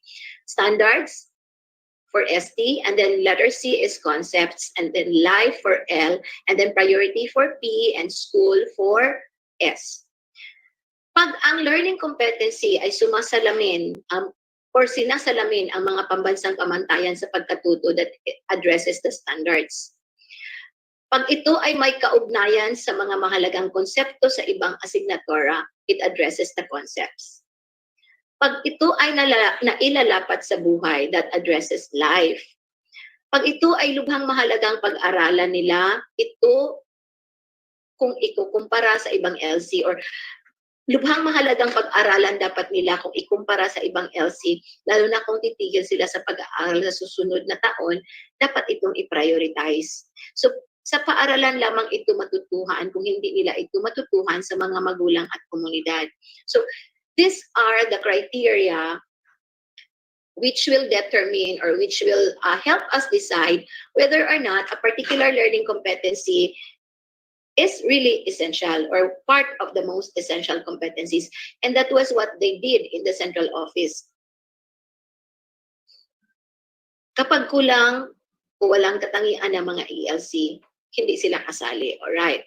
So, paunawa lang po, binawasan lamang ang bilang ng mga learning competencies sa baitang 1 to 6 or sa grades 1 to 6 at ang bilang ng mga paksa sa junior high school, ngunit hindi ang mensahe or esensya ng paksa o learning competency. Ano po ba yung mga batayan ginagamit ng mga taga-central office in charge in the identifying or the selecting of the most essential learning competencies? According to them, ito yung mga criteria sa pagpili ng mga MELs, yung sinasabi kanina, yung SD clips. And then, yung developmental tasks ni Robert Havighurst. Then yung pamantayan sa pagkatuto, yung provided learning standards in the CG, which was issued in May 2016. And then yung struktura ng curriculum. Okay? So, ano yung mga criteria sa pagpili ng mga MELs? Ito yung REL, readiness. Readiness for the next level of learning. May taglay na prerequisite sa susunod na antas ng pagkatuto. And then yung endurance, yung pangmatagalan. Ibig sabihin, or it means to say, that if the learning competency will go beyond or will stay in the heart and mind of the student, will go beyond even after the test or even after a particular activity, which this learning competency is being achieved, tumatagal sa puso at isipan ng bata. That will make sure, that will help us determine na itong learning competency na ito is or will address the endurance test. Okay? The L there is the leverage. May maximum na pakinabang. May maximum na pakinabang sa pagkatao ng bata. Kung ang LC or learning competency na ito ay may maximum na pakinabang sa pagkatao ng isang tao, dapat lang siyang isali as part of the most essential learning competency. Okay. Ano-ano yung mga pamantayan sa pagkatuto or learning standard gabay sa pang-curriculum? Pangkalahatang pamantayan or the learning standards, pamantayang pangnilalaman or the content standards, and the pamantayan sa pagganap, yung performance standards. All of these are provided in the curriculum guide issued on May 2016. We have to realize that bago natin maabot itong learning competencies, dapat kailangan alam natin yung learning standards, alam natin yung content standards, and alam natin yung essential understanding. Dapat yung teacher alam niya so that she will be able to fully understand as to how to arrange the curriculum or how to arrange the activities which she wants for her students rather to pass through or to go through in order for them to be guided as to what learning competency shall they achieve in that particular activities. Okay? So, sa baitang 1 to 6, ito yung estruktura ng curriculum. In grades or levels 1 to 6, grades 1 to 6, ang mga learning competencies na may nakapaloob na batayang konsepto kahit hindi direktang binanggit ito. Just like here, for example, in grade 1, in the first quarter of grade 1, may learning competency na nasasabi na nakatutulong sa paglinang ng sariling kakayahan ang wastong pangangalaga sa sarili. In grade 3, there is this learning competency sa ikatlong markahan na kapag papahayag na isang tanda ng mabuting pag-uugali ng Pilipino ang pagsunod sa alituntunin ng pamayanan. Okay? Sa junior high school naman, ang 4 na uri ng mga kasanayan sa pampagkatuto o learning competencies sa bawat paksa batay sa 6 na kasanayan sa cognitive process dimensions. This is under DepED Order number 8 series of 2015.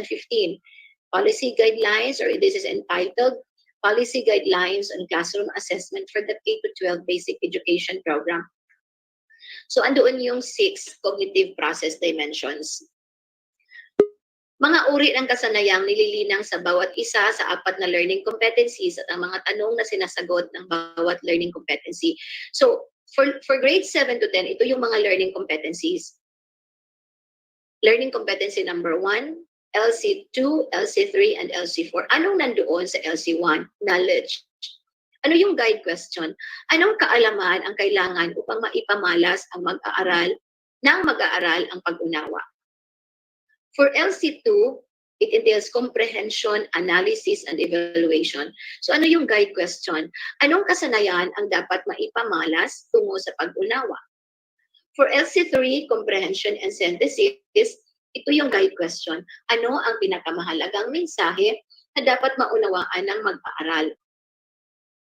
At for LC4, application. Ano ang dapat maipamalas ng mag-aaral bilang patunay ng pag-unawa? So, ito na yung ipamamalas na ng bata kung ano ba yung dapat na ebidensya to prove that he really understood something from the lesson. Okay. Mga katangian ng batayang konsepto o essential understanding na nasa ikatlong LC. Now, let's go back to the ikatlong LC, comprehension and synthesis. Alright? So, it must have endurance or pangmatagalan o panghabang buhay. Kailangan ng mag-aaral ang LC na ito kahit tapos na siya sa pag-aaral. Yun yung sinasabi ko kanina, that if the learning competency will remain in the heart and in the mind of the student even beyond a particular level or a particular grade level, a particular activity or particular quiz or test, dapat yan siya ay i-declare na it passed through the endurance test. Mailalapat niya ito sa mga konkretong sitwasyon ng buhay at sa anumang profesyon o curriculum exit na pipiliin niya. Hindi ito maaring maanod sa pagbabago ng panahon. The second one is a discipline-based, batay sa mga disiplina ng ESP. Nakaangkla ang batayang konsepto sa dalawang disiplina ng ESP. Ano nga ba yung dalawang disiplina ng ESP? Etika at career guidance. Ang expert system of knowledge na ipinahahayag nito ay nangangailangan ng matibay na batayan mula sa malalim na pag-aaral o pagsasaliksik. And the third is the needs and coverage. May napakaloob na mga konsepto. Ang malalaking mensahe ng batayang konsepto or the key concept ay maaari pang mahimay sa maliliit na konsepto. And this is where the unpacking will come in. Okay? We just need to understand ano yung key concept, ano yung dapat pang matutunan beyond what we see in the facade of a particular learning competency. Meron yan sa ilalim, meron yan. So, good teachers really do unpack because only teachers who understand well the learning competency will be able to fully understand kung ano yung mahimay-himay niya or maliliit na konsepto na dapat maintindihan ng mga estudyante. And then the next one is the potentially engaging. Lubhang mahalaga ang mensahe ng batayang konsepto sa buhay ng mag-aaral. Kaya nagpupukaw nito ang kanyang interes, atensyon at pakikilahok. Okay. Now let's go to the paano gamitin ang MELS. Okay. Paano nga ba gamitin ang MELS ng ESP? Number 1, pag-aralan ang bawat most essential learning competency ayon sa pamantayang pangnilalaman or the content standards at ayon sa pamantayan sa pagganap or the performance standards ng bawat quarter o paksa. Number 2, isaalang-alang sa bawat MELC ang pinakamahalagang mensahe na dapat tandaan ng mag-aaral. Hindi lamang ang gawain o pagpapahalagang nakasaad dito. Ito ang batayang konsepto. So, meron tayong guide questions dito. Ano ang pinakamahalagang mensahe na dapat maunawaan ng mag-aaral? Ano ang kahalagahan ng paggawa ng gawain o pagsasabuhay sa pagpapahalagang nakapaloob sa learning competencies? So we should be guided by these questions so that we will be able to understand kung anong mensahe ang nandoon sa learning competency na yon. Ano yung batayang konsepto, the key concept. Okay? So for For grades 1 to 6, mahalaga ang paghihinuha o pagtukoy mismo ng mga guro ng batayang konsepto na ipinahihiwatig ng isang LC or learning competence or group of competencies kahit hindi direktang binanggit ito. Just like for example, in level 1 or grade 1, unang markahan, the learning competency is this one. Nasasabi na nakatutulong sa paglinang ng sariling kakayahan ang wastong pangangalaga sa sarili. The key concept for that, or of that particular learning competency is this one. Nakatutulong sa paglinang ng sariling kakayahan ang wastong pangangalaga sa sarili. Diba? So for grade 3, for example, in the third quarter, nakapagpapahayag na isang tanda ng mabuting pag-uugali ng Pilipino ang pagsunod sa tuntunin ng pamayanan. That's a learning competency. So what is the concept of this particular learning competency? Isang tanda ng mabuting pag-uugali ng Pilipino ang pagsunod sa tuntunin ng pamayanan. Okay. For grades 7 to 10, makikita ang batayang konsepto sa ikatlong learning competency sa bawat paksa. Mahalagang gabayan ng guro ang mga mag-aaral na mahinuha ang basic, ang key concept, batayang konsepto, mula sa babasahin tungkol sa paksa. So for example, sa baitang at markahan, grade 7, ikalawang markahan, second quarter, na ipaliliwanag na ang isip at kilos loob ng ang nagpapabukod tangi sa tao, kaya ang kaniyang mga pagpapasya ay dapat patungo sa katotohanan at kabutihan. Ang batayang konsepto or the key concept of this particular learning competency is this: ang isip at kilos or ang isip at kilos loob ang nagpapabukod tangi sa tao, kaya ang kanyang mga pagpapasya ay dapat patungo sa katotohanan at kabutihan. Okay. Now here comes the third way or paano gamitin ang MELC ng ESP.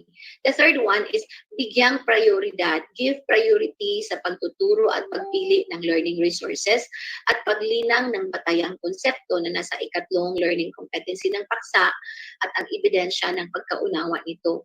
Ang performance task na nasa ika-4 na learning competency, yung diniscuss natin kanina, yung 4 competencies sa secondary. Number 4, gamitin ang mga module o learning resources na nabanggit sa teacher's resources ayon sa tatlong hakbang sa itaas. Okay. So pag meron ka ng learning resources, you need to use it using the 1, 2, 3 steps na nabanggit a while ago. Okay. For grades 7 to 10, maaring gamitin ang mga gawain sa learner's module bilang pagtatasa or assessment ng pagkatuto. For example, sa baitang 7, unang markahan, ikatlong learning competency, paksang talento at kakayahan. So here's the learning competency and here's the gawain. Alright. So important reminder lang po, nagsisilbing minimum essentials lamang ang MELC sa kalidad or lawak or breadth, lalim, ang depth ng mga dapat matutuhan ng mga mag-aaral sa panahon ng krisis o pandemya.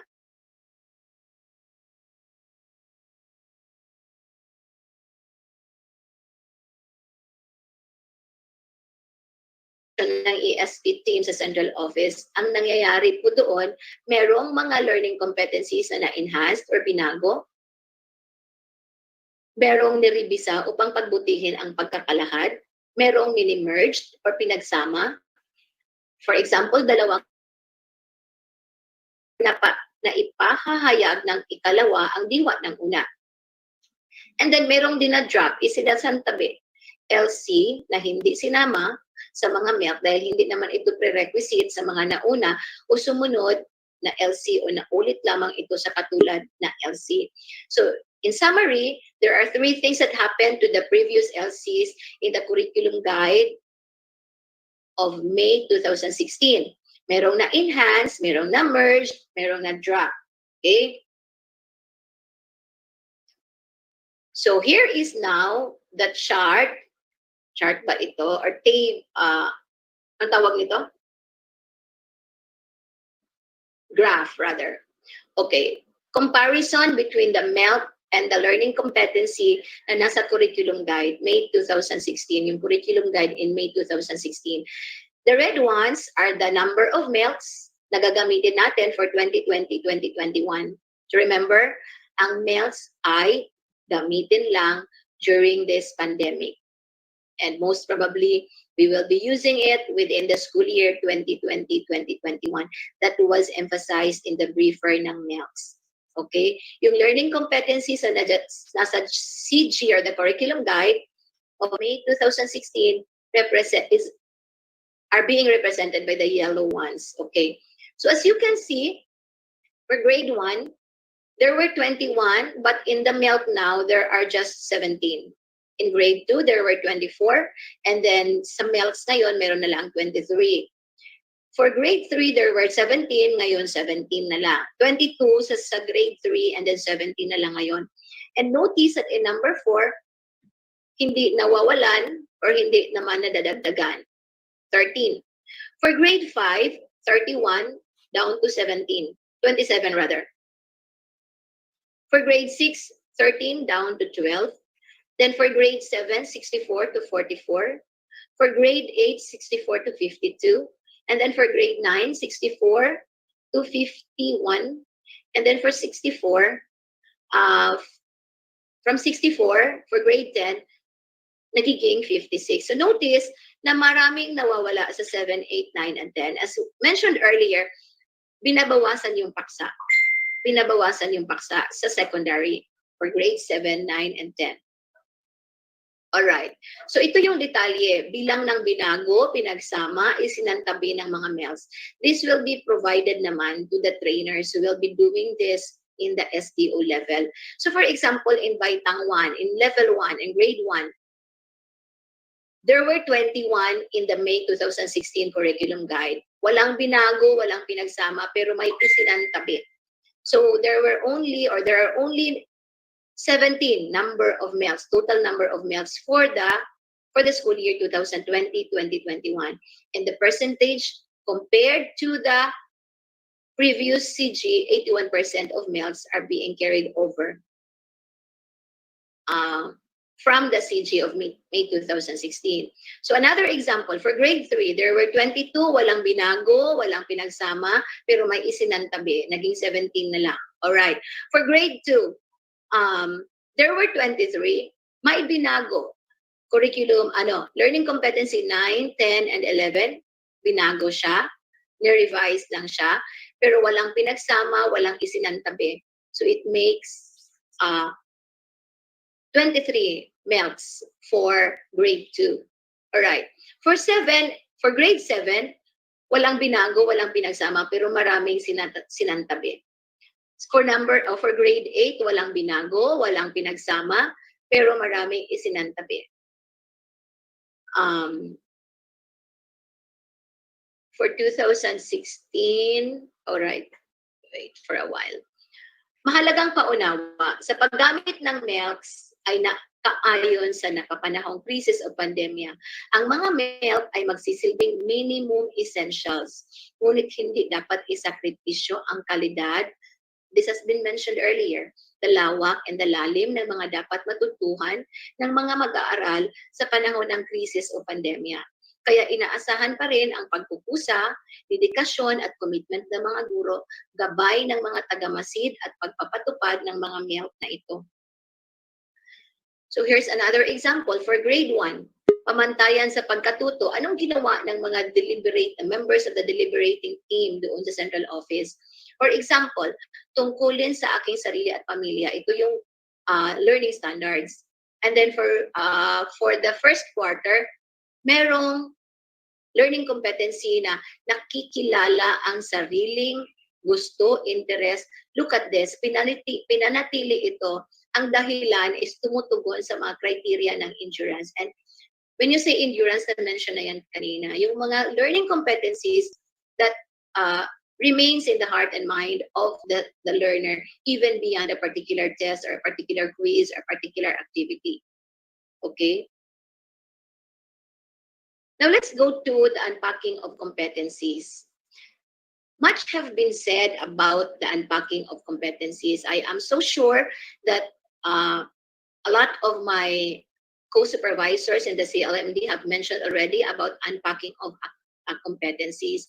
So I found it proper that I am just going to present to you a particular content of an article that I have read last night about why we should consider unpacking the competencies. So here are those answers, or here are the answers of that particular question. Number one, teachers who do the work to unpack standards or learning competencies are the ones who understand them.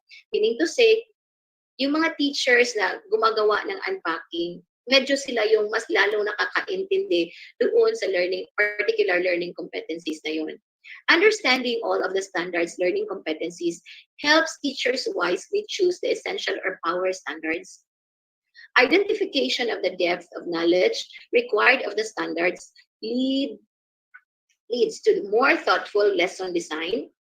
Laser-like focus, take note, laser-like focus on the standards and team-created common formative assessments go hand in hand.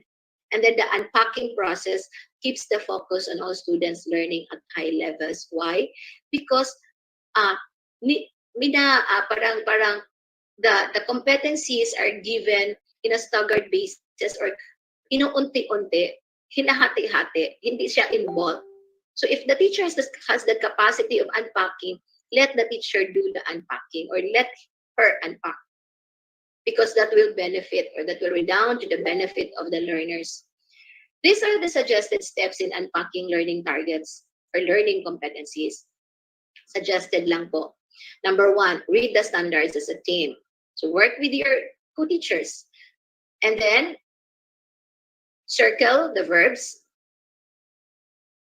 underline the nouns and noun phrases, determine the number of targets found within the standards, write as separate learning targets, remember to keep the core language intact at all times, do not omit any part of the standard, determine the depth of knowledge required of the standard, pull the academic vocabulary from the standard, unpack all of the standards before digging into how the standards will be taught and assessed. That's good.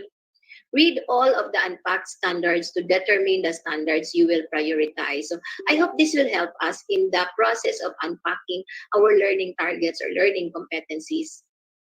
Okay?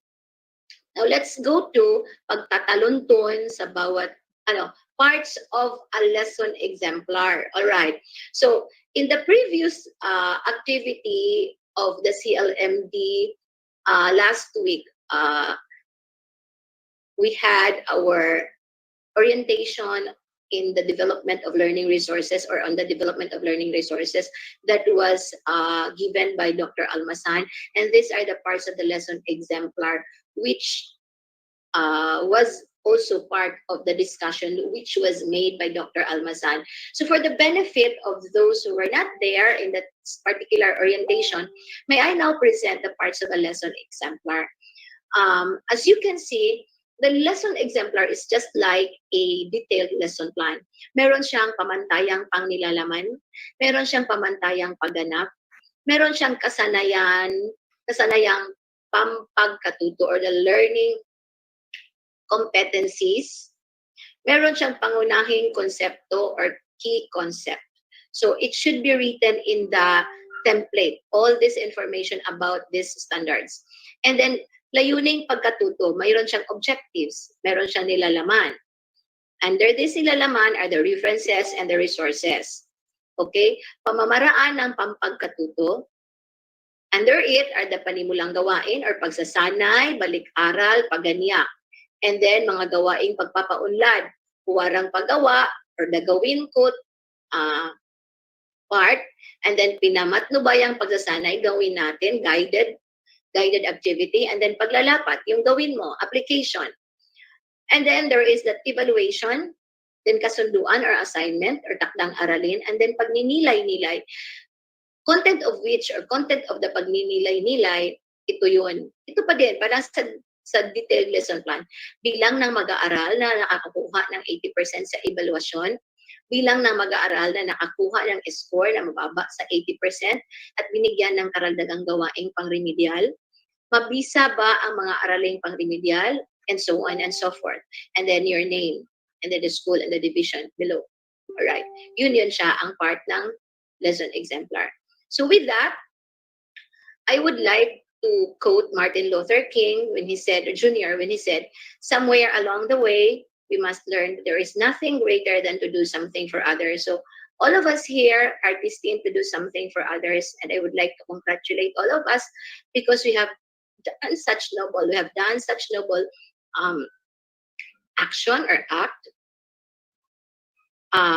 that would help others. Let us help our co-teachers, our co-employees in the field so that they will be fully guided as to what they are going to do, especially in addressing the problem given by the pandemic, in the delivery of instruction, and in the utilization of our most essential learning competencies. So with that, I would like to say good day to all of you and God bless us all. Learning Management System.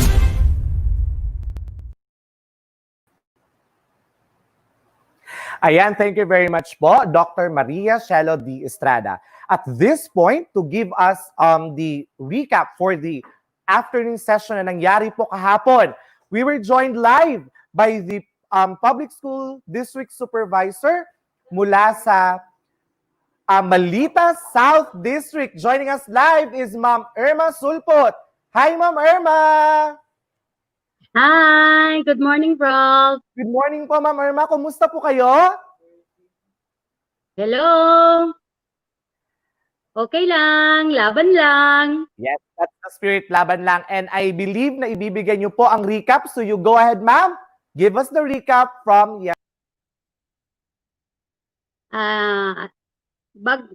Bago natin ibigay ang recap, allow me to extend my warm greetings to everyone in attendance today, especially to the high-ranking officials of Davao Occidental, headed by SDS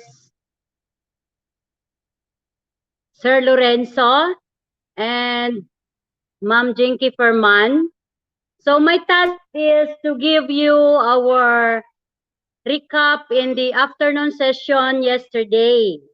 Now, in as much as learning competencies is concerned, I would like to extend my salute first to our science EPS, Ma'am Irene, for handling science in the division of Davao Occidental. Actually, I was really impressed with the grade level standards from lower grades up to the higher grades.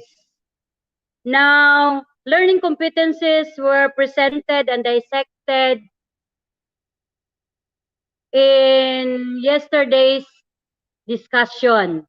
Now, there were learning competencies in the lower grades which are already found in the higher grades. So therefore, the recommendation of the activity is to drop those learning competencies to avoid duplications of presentation. Now, another thing is the teachers in the field can easily follow through these learning competencies, and as motivated teachers, our learners will or recipients of these learning competencies will easily be, benefited. Now, I think in the presentation, everything was well presented in the templates. And I know that our motivated teachers can download this one. So therefore, there is no reason for us not to achieve our dream to educate our children, our recipients in the Parplang barangays or barangays na marating po ng ating technology. Now, to everyone, Godspeed, Adja, despite of this pandemic, laban lang. God is always watching our work. To everyone, good morning at mabuhay po tayong lahat. Learning Management System. Ayan, thank you po very much, Ma'am Irma. And message nyo po para sa inyong mga guro sa inyong district, kung meron man. To all members of Malita South District, just go on with your work. God bless, more power, and see you in the next activity. So everyone, good morning. Thank you po for joining us live, Ma'am Irma. Maraming salamat po. Salamat din, Ralph. Okay, now let's move on. Ma'am Jinli, ano po ang ating susunod na part ng training?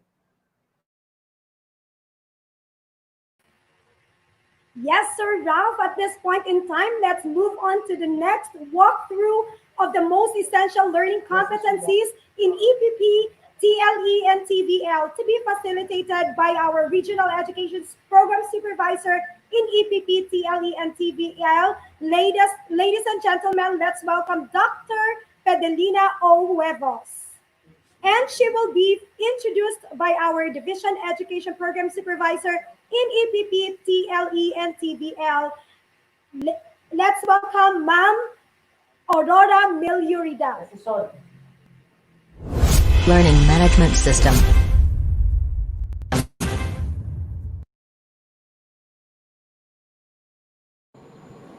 Hello everyone! To our school's Division Superintendent, Dr. Lorenzo E. Mendoza, CESO 6. To our Assistant Schools Division Superintendent, Dr. Jinky B. Ferman, CESE. Our CID Chief, Chief Felix I. Anticristo. Our SGOD Chief, Chief Nilo Octura Sr. To my co-EPs in this division, our dear school heads, all elementary, secondary teachers, especially to my EPP, TLE, TVL, and senior high school teachers, ALS implementers, a wonderful Wednesday morning to all of you. In this session, we will all together learn how the most essential learning competencies, or MELCs, for EPP, TLE, TVL were formulated. This will be explained to us by our Regional Supervisor, Dr. Pedelina O. Huevos. We will also learn and hear why our TVL subjects have no MELCs. In the second part of our presentation, Mr. Chris Valiente, a SEPS from the Bureau of Learning Delivery from the Central Office, will also explain to us how to use our MELCs. It is said that the EPP or TLE is the laboratory of life. Let us not take this subject for granted, for through the life skills that our learners may learn from what we share to them, they could surely survive any pandemic this world may experience. That's it. We will now welcome Dr. Pedelina O. Huevos and Mr. Chris Valiente for the EPP, TLE, TVL MELCs. Good morning. Learning Management System. Learning Management System. Good day, everyone. As the Regional Education Program Supervisor in charge for Edukasyong Pantahanan at Pangkabuhayan or EPP, Technology Livelihood Education or TLE, Technical Vocational Livelihood Education or TVL, please allow me to introduce to you the most essential learning competencies for EPP, TLE, and TVL. Let me share my slides. Now, just like the previous speaker, I wish to discuss with you the process of the determination of MELCs. Identify the components of MELCs, explore how to use the MELCs, familiarize the MELCs through a walkthrough. Now, we need to remember that all the things that we are doing now are for the welfare of more than 27 million Filipino learners in basic education. But I would like to reiterate that these MELCs will be used by the field implementers for school year 2020 to 2021 only. Now, what is MELCs? how can this help our teachers and learners during the new normal? Now, MELCS is the instruction that focus only to the most essential and indispensable competencies that our learners must acquire. These are what we call the non-negotiable. It serves as guide to teachers in addressing the instructional needs of learners while ensuring that curriculum standards are followed. And we need to remember that everything in the MELCS is taken or anchored in the curriculum guide. Now, how these MELCS are identified. Now, we need to remember that the identification of MELCS was done through the initiative of the DepED Secretary, the Honorable Leonor Magtulis Briones, in collaboration with the experts in the Bureau of Curriculum Development, or BCD, and the Assessment Curriculum and Technology Research Center, or the ACTRC. Let me share to you some of the characteristics of an essential learning competency, or the MELCS, which later was identified as most essential learning competency. Now, the MELCS is something that would remain with learners long after a test or unit of study is completed and is useful beyond a single test or unit of study. It is applicable to real-life situations, especially during this, what we call, new normal condition. If students leave school, it will still be important for them to have this competency above many others. It is aligned with national and local standards and frameworks. It connects the content to higher concepts across content areas. Now, how did these competencies were streamlined into MELCS? Now, competencies were originally taken from the K-12 curriculum guides. From there, competencies were extracted and identified as essential learning competencies based on the needs of times. Now, in this time of national health emergency brought about by COVID-19, those competencies were again scrutinized and become the most essential learning competencies. These have now become the non-negotiables in the curriculum, meaning this should be taught to the students taking the particular specializations. Now, for the subject EPP and TLE, there are 883 original learning competencies from the curriculum guide, which was reduced to 749, and that becomes now the most essential learning competencies, or again, the non-negotiable. That is only about 85% left from the original LCs from the curriculum guide. That is 15% has been removed.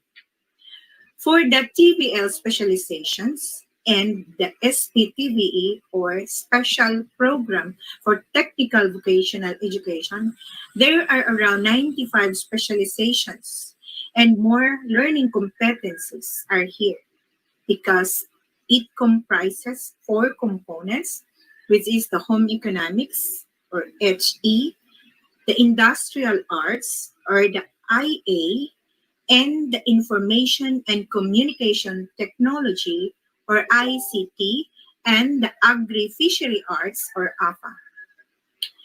No MELCS has been released yet, as this may affect the national assessment. However, learning modules has been released to all schools offering TVL specializations long before this COVID-19. So what will happen to them? The schools division offices are now taking the initiatives on how to go through it in coordination with the regional office. Now, there are 6 components of MELS. You have 1, the quarter, the content standards, the performance standards, the most essential learning competencies, duration, and goals. So what are they? Quarter refers to the time or period where topical coverage of a particular subject in a grade level is given. It is located in the first column in the MELS. So you can see the red one. And next is the content standard. It identifies and sets the essential understanding that should be learned in a specific period. This covers specified scope of sequential topics within each learning strand, domain, theme, or component. Content standards answer the question, what should the learners know, do, and understand? It is located in the second column of the MELS. Next is the performance standards. What is performance standards? This describes the abilities and skills that learners are expected to demonstrate in relation to the content standards. The integration of knowledge, understanding, and skills is expressed through creation, innovation, and adding value to products, performance during the independent work or in collaboration with others. Now, as teachers, we teach our students how to learn. So the performance standards can tell what can learners do with what they know. How well must learners do their work? How well do learners use their learning or understanding in the new normal situations? How do learners apply their learning or understanding in real-life contexts? What tools and measures should learners use to demonstrate what they know? It is located in the third column of the MELS. Next is the most essential learning competencies. This refers to the knowledge, understanding, skills, and attitudes that students need to demonstrate in every lesson or learning activity. It is located in the fourth column of the MELS. Next component is the duration. It tells us about the period of time a particular competency will be taught. It is located in the fifth column of the MELS. Next is the code. Now, this was initiated in order to identify learning competencies that are connected and exhibited spiral progression. These ELSs bear the same code number and is connected to the Learning Resources Management and Development System. This is beneficial for the school heads and supervisors in monitoring the pace and progress of the lessons delivered by the teacher. It is located in the last column of the MELS. Now, it can be easily understood this way. TLE is the subject, DM, which stands for dressmaking, is the specialization, 9 stands for the grade level, SK stands for the lesson or skirt, because the students will be sewing skirt, and an I stands for quarter. The AC stands for the week, or A, B, C, week 1, 2, and 3. And 1 refers to learning outcome number 1. The XE here refers to the home economics. That's all. Thank you very much. Maayong adlaw po sa inyong lahat. Ako po si Christopher Valiente, mula po sa Bureau of Curriculum Development. I am here today to discuss with you the unpacking of most essential learning competencies in the area of EPP, TLE, or the Edukasyong Pantahanan at Pangkabuhayan, and Technology and Livelihood Education. First and foremost, I would like to acknowledge the people from DepED Davao Region. First, Ma'am Evelyn R. Caldero, the Regional Director. Next, the Chief Education Supervisor of Curriculum and Learning Management Division, Ma'am Janet. And of course, our friend from Region 11, the Regional Supervisor of EPP, TLE, and PBL, Ma'am Pedelina O. Huevos. I'm sure that Ma'am Inday have already discussed to you some of the premises as regards the utilization of most essential learning competencies in this area. So to continue,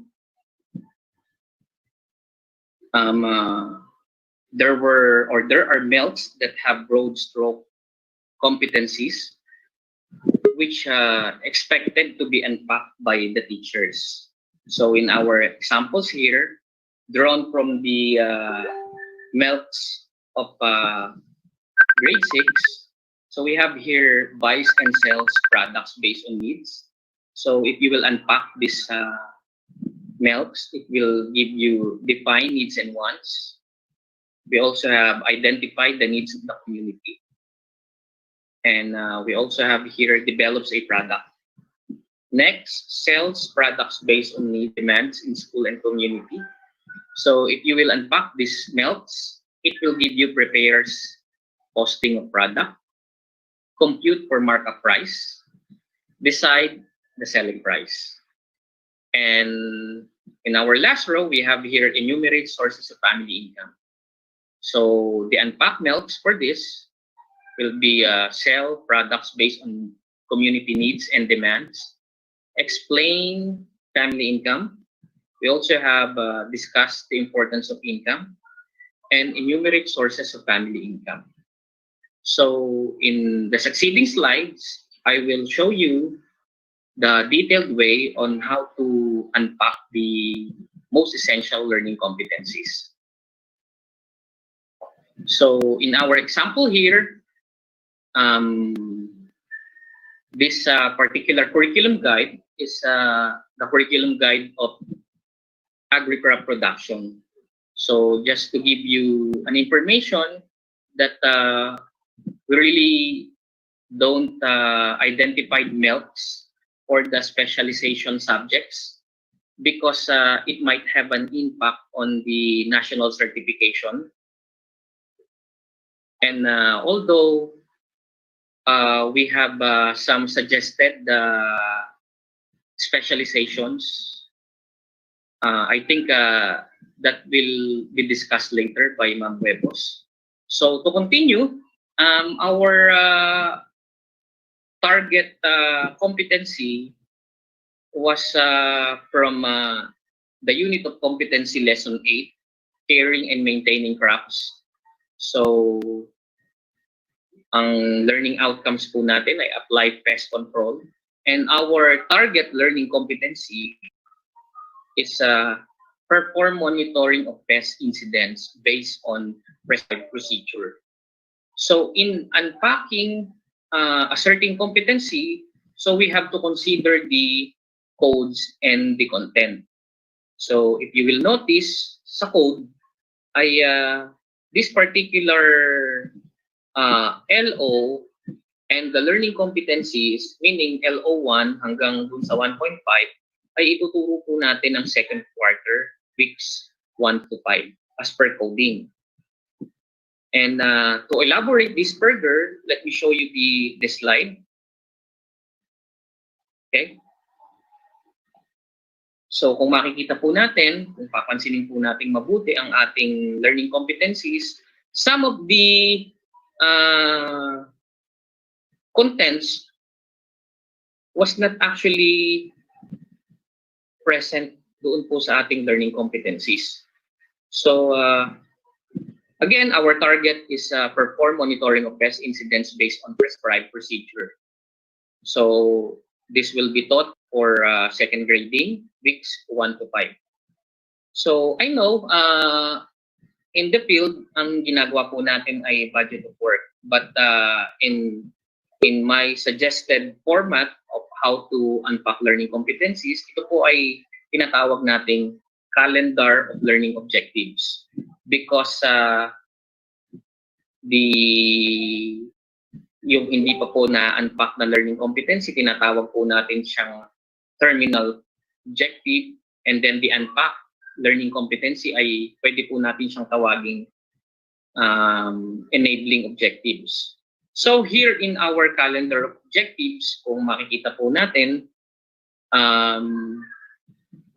again po, Unit of Competency, Lesson 8, Caring and Maintaining Crops, or CAM competency na in-unpack po natin, which is 1.1, perform monitoring of pest incidents based on prescribed procedure. And then, as per coding, ito po ay weeks 1 to 5 nating ituturo. Pero ito pong nakuha po nating or naging result po ng ating unpack, 3 weeks. Meaning, yung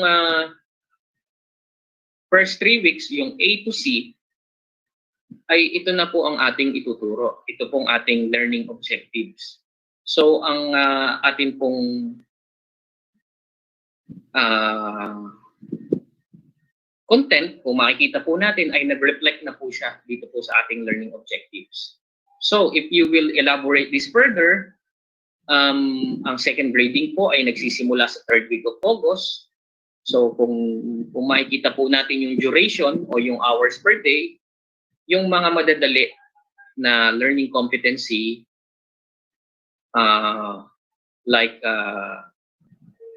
the identify the different types of pests, diseases, hanggang doon po sa identify the different types of pests, mollusks, ay ituturo lamang po natin ng 1 hour. So, kung titingnan po natin dito, yung atin pong week 3, which is equivalent to 8 hours, ay naituro na po natin yung learning objectives 1.1.1 hanggang pong 1.1.7. And as I mentioned earlier, yun pong ating content ay present na po sa ating learning objectives. And then yung discuss the safety procedures in monitoring pest incidents. The time is so binigyan po natin siya ng 2 hours AM. because kung titingnan po natin sa Bloom's Taxonomy of Verbs, ang discuss po ay nagpo-fall na siya sa application level. Okay? So kaya medyo mabigat po yung ating duration. And then for week 4, yung record pest incidents in the locality because matagal-tagal po yan ang pagre-record ng data or pag-gather ng data, especially po doon po sa context ng bata. Binigyan po natin siya ng 8 hours or 1 week. And then of course the reporting of the result monitoring of pest incidents in the locality ay 8 hours din po, or it will be taught in September week 1. So medyo matagal po yan, kaya po almost 1 week po yung nilagay natin. Again, these hours per day, ito po ay suggestion lang po. Meaning, you can contextualize this or we give you the leeway on the duration, but as per the identified MELCs, these are non-negotiables if you would see or if you read the briefer of these MELCs. So, yun lang po. I think that's the end of my discussion regarding the unpacking of most essential learning competencies. And the rest of the slides will be discussed by the regional supervisor, Ma'am Huevos. Muli po, maraming salamat, and we hope that you are positive with regards to the learning continuity plan of DepED, na hindi po dapat nawawala ang education in these trying times because education is the key to success. Maraming salamat po sa inyo. learning management system. Maraming Huevos sa pagbibigay sa amin ng MELC's walkthrough in the learning areas of EPP, TLE, and TVL. At this point, live na live po, we are very much pleased to have here with us our Schools Division Superintendent live from the Schools Division Office to give us the updates. Ladies and gentlemen, let's welcome Dr. Lorenzo E. Mendoza. Hi, Doc Lawrence. Hello po. Hello. Good morning. Good morning. Thank you, Gay. Hello po, sir. Good morning po. Hello, good morning. Am I in already? I believe po that meron po tayong mga updates dyan. Take it away, sir. Okay. Andyan na ba ako? Parang wala pa yata. Okay. Andyan na. Again, good morning, everyone. I was cut yesterday because of the signal problem here in Lacaron, but I'm now live today. Again, I'm back. So I would like to congratulate everyone for the another successful day we have done yesterday. So it's already 2 days, and now is the third day of our webinar, training of trainers for the division level of the LMS and other form of information or updates for our teachers in the field to know. As we all heard last Monday, it was no less than our President Rodrigo Duterte who mentioned that as long as there's no vaccine, then he cannot let face-to-face classes to happen in all the schools, even in low-risk areas, like in some of the places in Davao Occidental. So according to him, and I quote, until a COVID-19 vaccine is available, I will not allow the traditional face-to-face teaching for learning unless the risk of exposure is eliminated. I cannot and will not put the risk the health and lives of our students and teachers. About 2 weeks ago, I seem to have said that I would allow the face-to-face classes to resume, but we were talking actually of January 2021 because my thinking is that by September, we would have the vaccine. So, according another important message that he has given during the SONA is education that is delayed can be recovered, according to him. We must implement online learning, modular learning, and TV and radio based broadcasts, which students coming from different backgrounds can avail. DepED will provide the printed modules for those who cannot afford online learning. So there's no debate that there will be opening of classes on August 24, but with regards to the modalities, the president stick to the identified modalities sans face-to-face because he believes that life is precious and education can be delayed. That is why he said that he will allow the classes to start by August 24, sans, meaning without the face-to-face classes. Also, I would like to inform all the teachers and the school heads out there in the division of Davao Occidental that currently the division is also listening or had listened or will follow the pronouncement of President Duterte with regards to providing the field, our teachers and our school heads, with a platform wherein they will not be any more queuing or falling in line in our division to do their business. Meaning, hindi na sila pupunta dito sa division para maglinya o mag-follow up ng kung ano-anong ifa-follow up, and then they will not be anymore having problems on how to be promoted, how to ang tawag dyan, yung a knowledge to be given to them kung paano ang promotion na mangyayari, kung paano nila malalaman na nag 5 years, nag 15, 20 or 25 years na sila in service, paano nila malalaman na naka-attend na po sila sa ganitong seminar, at paano natin ma-identify at ma-distribute yung iba't ibang mga trainings na ibibigay sa ating mga teachers, especially kapag meron na tayong tinatawag na new normal, hindi yung kung sino yung napadala sa una, yun pa rin ipadadala, magbalik-balik yung ibang teachers, hindi nabibigyan ng chance. So there will be a system that we will be doing in the division office so that everything will be computerized, digitalized, o kung anumang term na pwede natin gamitin. And then we will avoid more papers to come out. So there will be a sort of what we call paperless technology system in the division, wherein kahit pa mag-apply ka ng promotion, hindi ka na magpapadala pa o magsasubmit pa ng hard copies.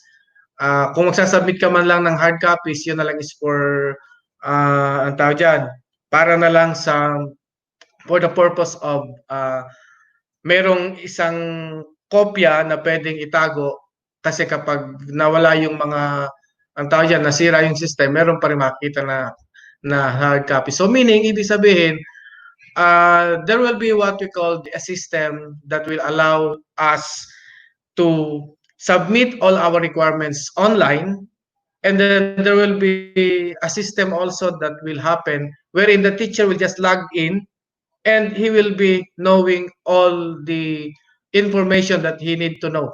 So yung mga ganun na mga klase na hindi na sila magtatanong-tanong pa o bibigyan sila ng isang platform o ng pamamaraan kung paano nila malalaman ng iba't ibang information with the use of social media like YouTube, Facebook, Instagram, and all other social media platforms.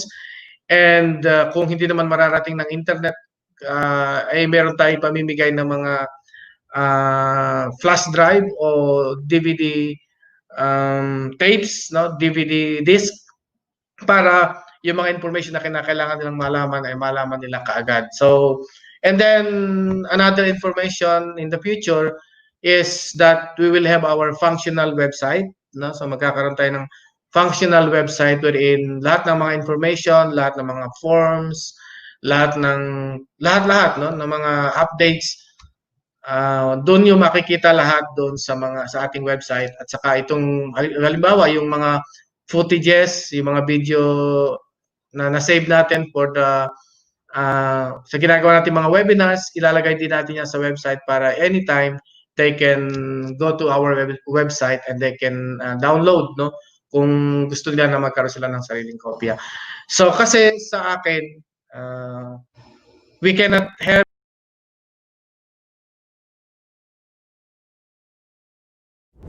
Learning Management System.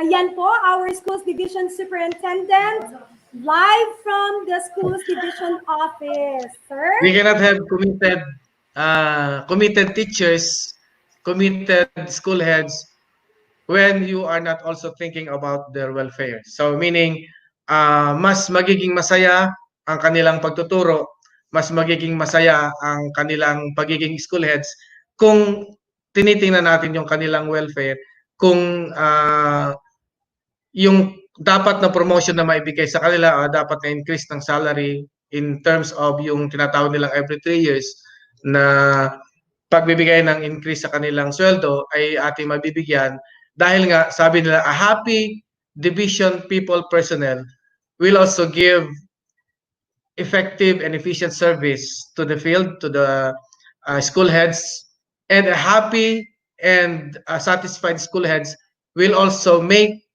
their students or no, their teachers happy also in the field. And of course, happy teachers who have given the right trainings, who have given the right and the right salaries and the right promotion that they deserve, no? Advance congratulations kay Gay, no? Sa kanyang incoming promotion pala. So, ibig sabihin that we in the division office are really looking for the welfare of the people whom we see are working very hard for our teachers and for our students. So kung happy ang lahat ng mga teachers na meron silang tamang training na nasalihan, meron silang sweldo na karapat-dapat ibigay sa kanila because of their promotion, then they will also be happy teaching their students. At kapag nagkaganon, so syempre, makikita yan sa quality of education, sa quality of our products in terms sa ating mga teachers. Diba? Kung lahat ay masaya, ibig sabihin magiging masaya ang lahat ng mga tao and we will be all happy together. So there's no such thing as yung lagi tayong titingin doon sa mga negative things. Let's be positive in all the situations. Kasi nga kapag ang negativity ang magiging like sige lang tagpanaway, magsige lang taog ka ng kung unsa atong gipanulti sa uban mga tao dili ta mag unsa tagana we will not grow, no? We need to be always positive so that positivity will spread, no, to the rest of the people in Davao Occidental and will make a happy disposition we will have a happy disposition of everyone. So happy superintendent, happy assistant superintendent, happy division people, happy school heads, happy teachers, and of course happier learners. Kaya stay kanan kayo. We should not be affected by this pandemic. We need to work extra hard, and if you have some problems, some misunderstanding and disagreement with each of your anong tawag dyan, colleagues, disagreements sa inyong community, then let's settle it properly. Let's have a proper ang tawag dyan, forum, no, for us to settle all these problems, because we cannot just let those things happen, no? So everyone, kung ano mang mga tanong pa na maaari niyong sabihin o maaari niyong itanong, just ask questions. We are all ready to listen, no? Nandyan yung ating Facebook at ating YouTube na laging buhay, no? Laging naka-live para sa inyong mga katanungan. So again, I would like to congratulate all our people for always improving every day, no? Lalo na sa ating mga taga-organize nito, yung ating CID team headed by Chief Felix Ante Cristo. So Ante meaning before Christ. And all the EPs, no, they are really working very hard, no, to embrace the technology, no? So kita-kita natin na naningkamot yun ang tanan para ma-embrace ng technology.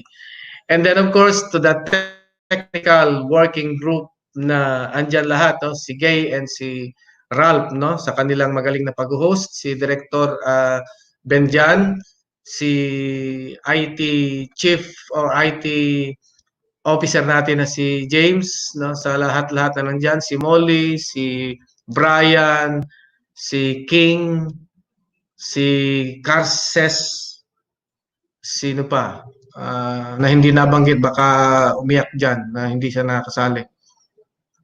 So lahat-lahat ng tumulong, no, yung ating mga education program supervisors, hindi ko na sila iisa-isahin dahil nakita naman nyo sila, yung ating mga public school district supervisors, yung ating mga school heads, and especially our teachers. So continue lang sa inyong ginagawa, and everything that you're doing for the good and for the benefit of our teachers and our children will really be rewarded. So hindi natutulog ang Diyos, at yung mga naniniwala sa Diyos, lalo nang hindi natutulog.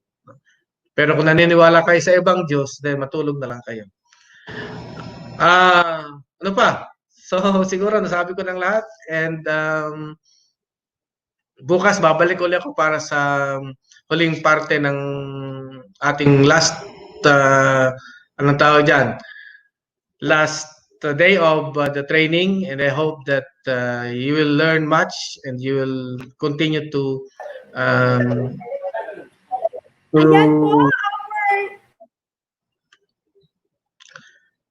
Yes, Gay. Thank you very much. Sana ipagpatuloy nila yun. Maraming salamat po, sir, for such a wonderful gift and for giving us updates in our department. Those challenging words, we will instill that into our minds. Maraming salamat po, Doc Lawrence. Yes, because we really want our visions to be realized. All right, thank you very much, sir, for joining us live, and we will see you for Okay, thank you very much. Tuloy-tuloy tayo. All right. Next part, let's say hi to our teacher participants who posted real time on their Facebook account using the following hashtags. Hashtag LMS Davao, hashtag Sulong Edukalidad, hashtag Schools Division of Davao Occidental, hashtag DepED, and hashtag SDO Davao. We learn as one. And let's have a live shout out via the comment section. Those teacher participants na nanonood po via YouTube or Facebook. All right, Ma'am Gay? Yes, sir. Doc, we have here coming. Happiest people are committed to making other people happy. Thank you so much, Dr. Lorenzo E. Mendoza says our beloved SDS in the division office. Ayan, That's thank correct. you, ma'am. And also, watching via YouTube, si Sir John Fel Baluca, sabi niya, still watching from Tubalan Comprehensive National High School. At saka may tatlong smiley na emoji. Ayan. Next. Oh, this is from Beck.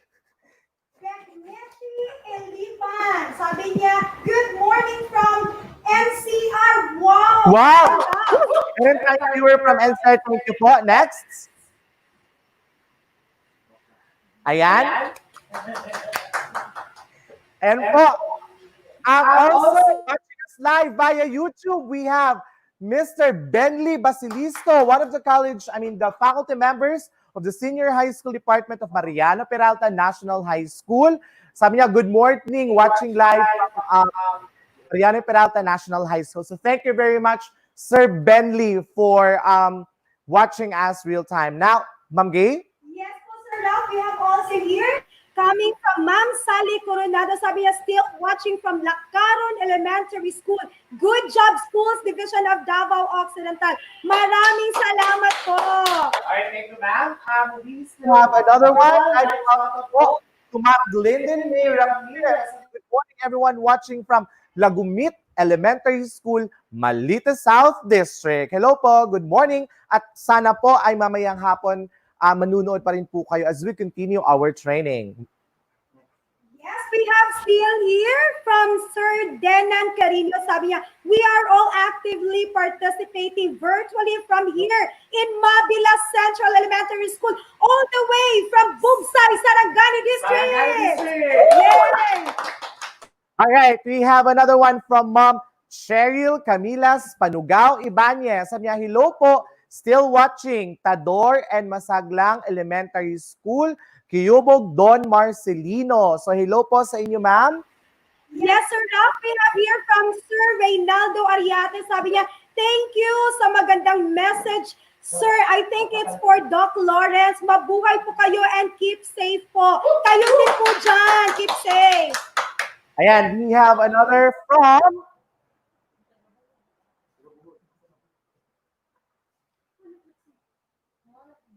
from Ma'am Teresita Lofranco. Sabi niya, good morning everyone watching from Santa Catalina Elementary School, Sagbayan District, Bohol!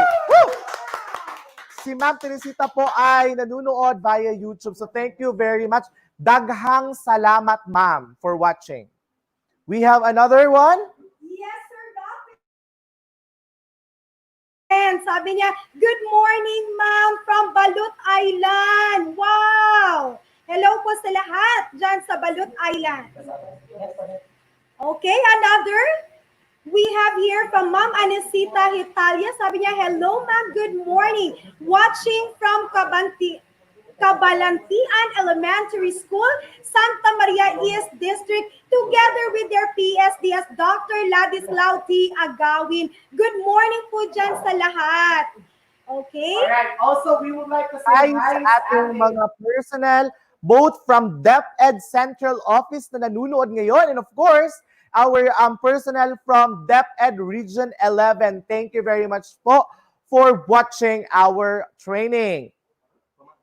Yes, Sir Bang. In English, may napapa-shoutout pa din. Galing po ito kay Ma'am Joy Rivera Tugunan. Sabi niya, good morning, watching from Tomas Lim Alcordo Senior National High School. Hello sa inyo dyan, ma'am. The one we have from via YouTube from Viola Milanio, watching from Makato, Aklan. Wow, we have also viewer from Aklan. So thank you very much po and good morning. Another one? Another one from Ma'am Julie Ann Selveron Calacar. Yan. Familiar si teacher sa akin. Sabi niya, watching from TFS of Kitastas Elementary School all the way from Malita West District with their PSDS, Sir Jesus Q. Las Cunha. Yan. Ayan, and we have Also, also... hello po sa ating kay Sir Raul de los Reyes na naging facilitator sa Day 1. Sabi niya, thank you for the paperless updates, sir. So that's actually for Sir Lorenzo. We love it watching here from Santa Maria National High School. So hello po sa lahat ng mga teachers sa Santa Maria National High School. And we still have here from Ma'am Arlene Reyatan, still watching from Lilan Elementary School, Santa Maria West District. I believe their PSDS, Dr. Randy L. Peñaroya. Hello sa lahat ng taga Santa Maria West. Ayan, and lastly, sabi from Ma'am Amorly, shout out to all teachers po from Bulila National High School. Hello po sa inyong lahat. And lastly, we have from Ma'am Rochelle May Esquadra. Sabi niya, good morning everyone. Watching from General Santos City but teaching in San Isidro Elementary School, Just 2 District. Padayon sa pag-uswag. Woo! And last, Ma'am Gay? Yes, sir. I believe this one is coming from our school head, Euphemia Miranda Campaner II. Mabuhay kayo, Ma'am Gay, Jenny, and Sir Ralph. Thank you so much, Doc Lawrence, for such an inspiring message. Rest assured, we will work for the betterment of our division, Davao Occidental. Ayan, thank you so much, Ma'am Fem. That is correct. And what's wonderful, Ma'am Gay, with this training, Hindi lang yung mga teacher participants ang nanunood, kundi pati na rin ang ating mga school heads and ang ating division personnel, especially eto, from Dr. Lorenzo Mendoza himself, sabi niya, glad to know that you are doing good in your stations. So keep safe, everyone. Thank you, sir. Ayan, so again, aside sa ating mga teacher participants, we are also joined by our personnel from the DepEd Central Office, DepEd Region 11 Office, and of course, our personnel from the Division Office, plus mga school heads and PSDSs natin. Indeed, we learn as one. So tamang-tama po yan.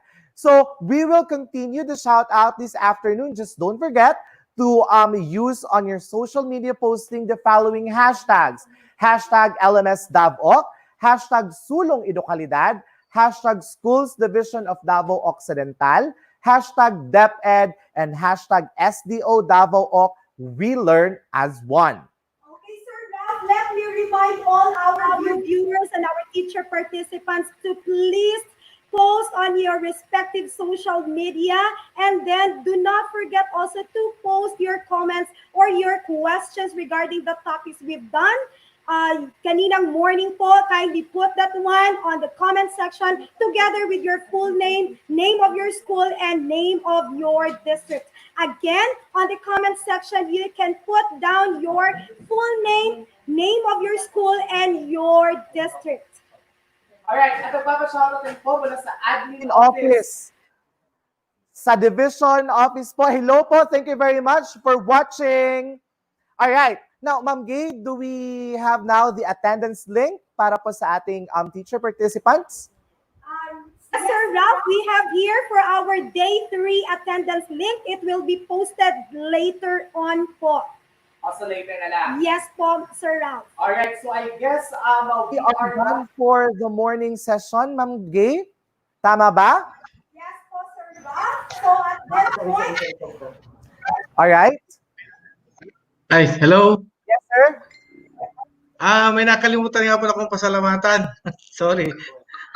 Before tayo matapos sa ngayong umaga, I would like to thank pala the host school of our DTOT, Ma'am Pebi Alcontin of Mariano Peralta National High School. At saka si Mr. Selvano, no, yung kanilang assistant principal. And to all the teaching force of Mariano Peralta National High School. Salamat nga pala for hosting our DTOT, and thank you for letting us use your facilities, and to all those who lend, no, yung lahat na nagpahiram ng kanilang mga gamit na yung iba personal na nilang gamit para lang na maging maganda ang magiging kalalabasan ng ating ginagawang training ngayon. So, hindi man kayo mababayaran ng salapi, pero alam ko na ang Diyos na siyang nakikinig at alam ang lahat ng inyong ginagawa will give you times 10 of what you have given. Yun yung aking prinsipyo na kapag nagbigay ka, times 10 ang babalik sa'yo. Kapag nagnakaw ka, times 10 ang mawawala sa'yo. Kaya salamat sa lahat-lahat ng mga tulong at always ang tawag dyan, ipakita po natin na there is really love in giving, and there is really what we call yung pag ginagawa natin ng isang bagay, isipin natin na ginagawa natin ito hindi para sa ating sarili, kundi para sa Diyos na siyang lumalang sa ating lahat. So again, maraming salamat Ma'am Pebi and Sir Silvano sa inyong pagbibigay ng panahon o pagbibigay ng pagkakataon na magamit namin ng inyong school. Don't worry, sa susunod na mga buwan, magkakaroon din tayo ng facilities na ganyan sa division at i-improve namin, no, para doon na ang magiging center ng lahat ng mga activities ng ating mga ginagawang mga webinars. No. Again, thank you very much and pleasant morning everyone. Thank you for joining and happy lunch in advance. Thank you so much po, Dr. Mendoza. Ma'am Jean Lee? yes, Sir Ralph, and we're done with our morning session of the day 3 of this division training of trainers on the utilization of the learning management system. That's right. We will see you Po all this afternoon as we continue the walkthrough of MELCs in the learning areas of MAPE, and we will explore on the radio-based instruction. And after that, we will witness 2 virtual classroom simulations for senior high school. That's right. So our training will begin at 1:30 in the afternoon through our YouTube channel and our Facebook page. It's still Schools Division of Davao Occidental. So see you po this afternoon. Learning Management System. De Luna, Present. Herrera, De Luna, Present. Herrera, Present. Valera, Present. Handa ba tayo sa school year 2020? Present. Ngayong taon, ang edukasyon tuloy pa rin. Sa tulong ng DepED, mga guro at mga magulang, ang handang isip, handa bukas. Tuloy-tuloy ang pag-aaral. May mga lessons para sa iba't ibang antas. Sa government TV, maging sa radyo, mahalagang ligtas ang ating mga estudyante at guro. Kaya kahit nasa bahay, tuloy ang edukasyon. Kung tulong-tulong, may paraan, may aralan. Handang isip, handa bukas. Bisitahin ang DepEd Philippines sa Facebook at ang deped.gov.ph. Para labanan ang banta ng COVID-19 sa ating bansa, mahalaga ang kooperasyon ng bawat isa.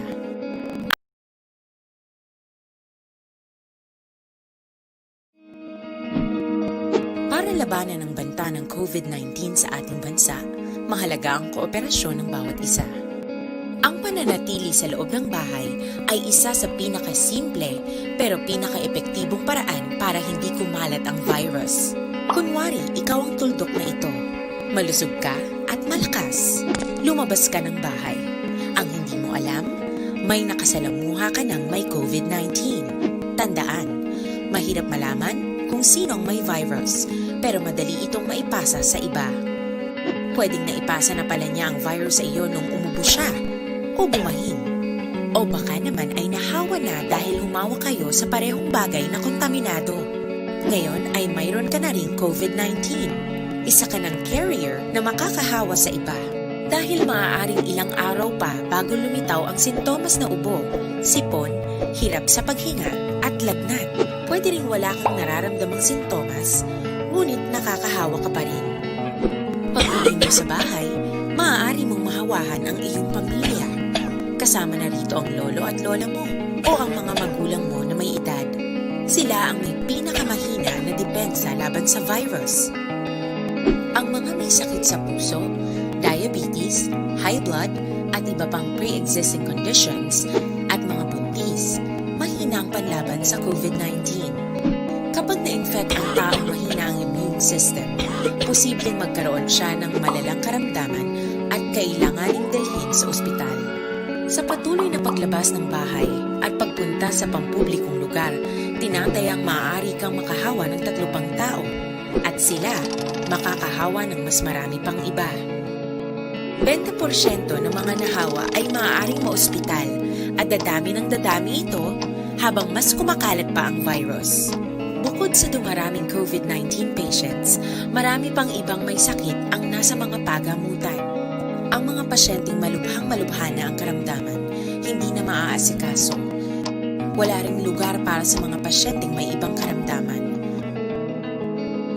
Kaya nating iwasan ang patuloy na pagkalat ng COVID-19 kung iisipin natin ang kapakanan ng iba. Kailangan nating isipin at kumilos na parang bitbit na natin ang virus para hindi ito kumalat pa sa iba. Sundin ang social distancing. At hanggat maaari, manatili sa loob ng bahay. Kung talagang kinakailangang lumabas, panatilihin ang 1 metrong layo sa ibang tao. Maging malinis din sa katawan at sa kapaligiran. Parating maghugas ng kamay gamit ang sabon at tubig. At i-disinfect ang mga bagay na madalas hinahawakan. Ang mahalaga, mapabagal natin ang pagkalat ng COVID-19 para mas kakaunti ang mga kailangang magpa-ospital at mabawasan ang mga Pilipinong magkakasakit. Magiging epektibo lamang ito kung mananatili tayo sa bahay. Sundin ang social distancing. Isang maliit na sakripisyo para sa buhay ng kapwa nating Pilipino. Tulong-tulong tayo. Let's beat COVID-19.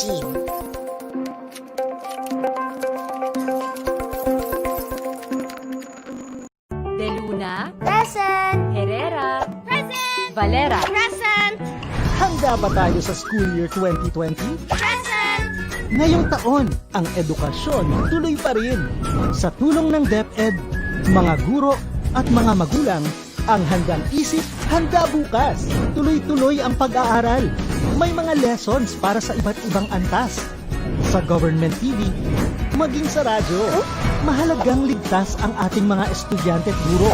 Kaya kahit nasa bahay, tuloy ang edukasyon. Kung tulong-tulong, may paraan, may aralan. Handang isip, handa bukas.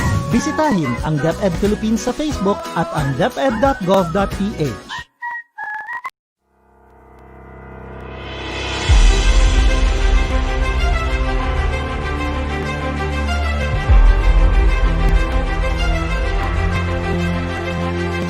This is the Division Training of Trainers on Learning Management System or LMS Utilization of the Department of Education and Schools Division of Davao Occidental.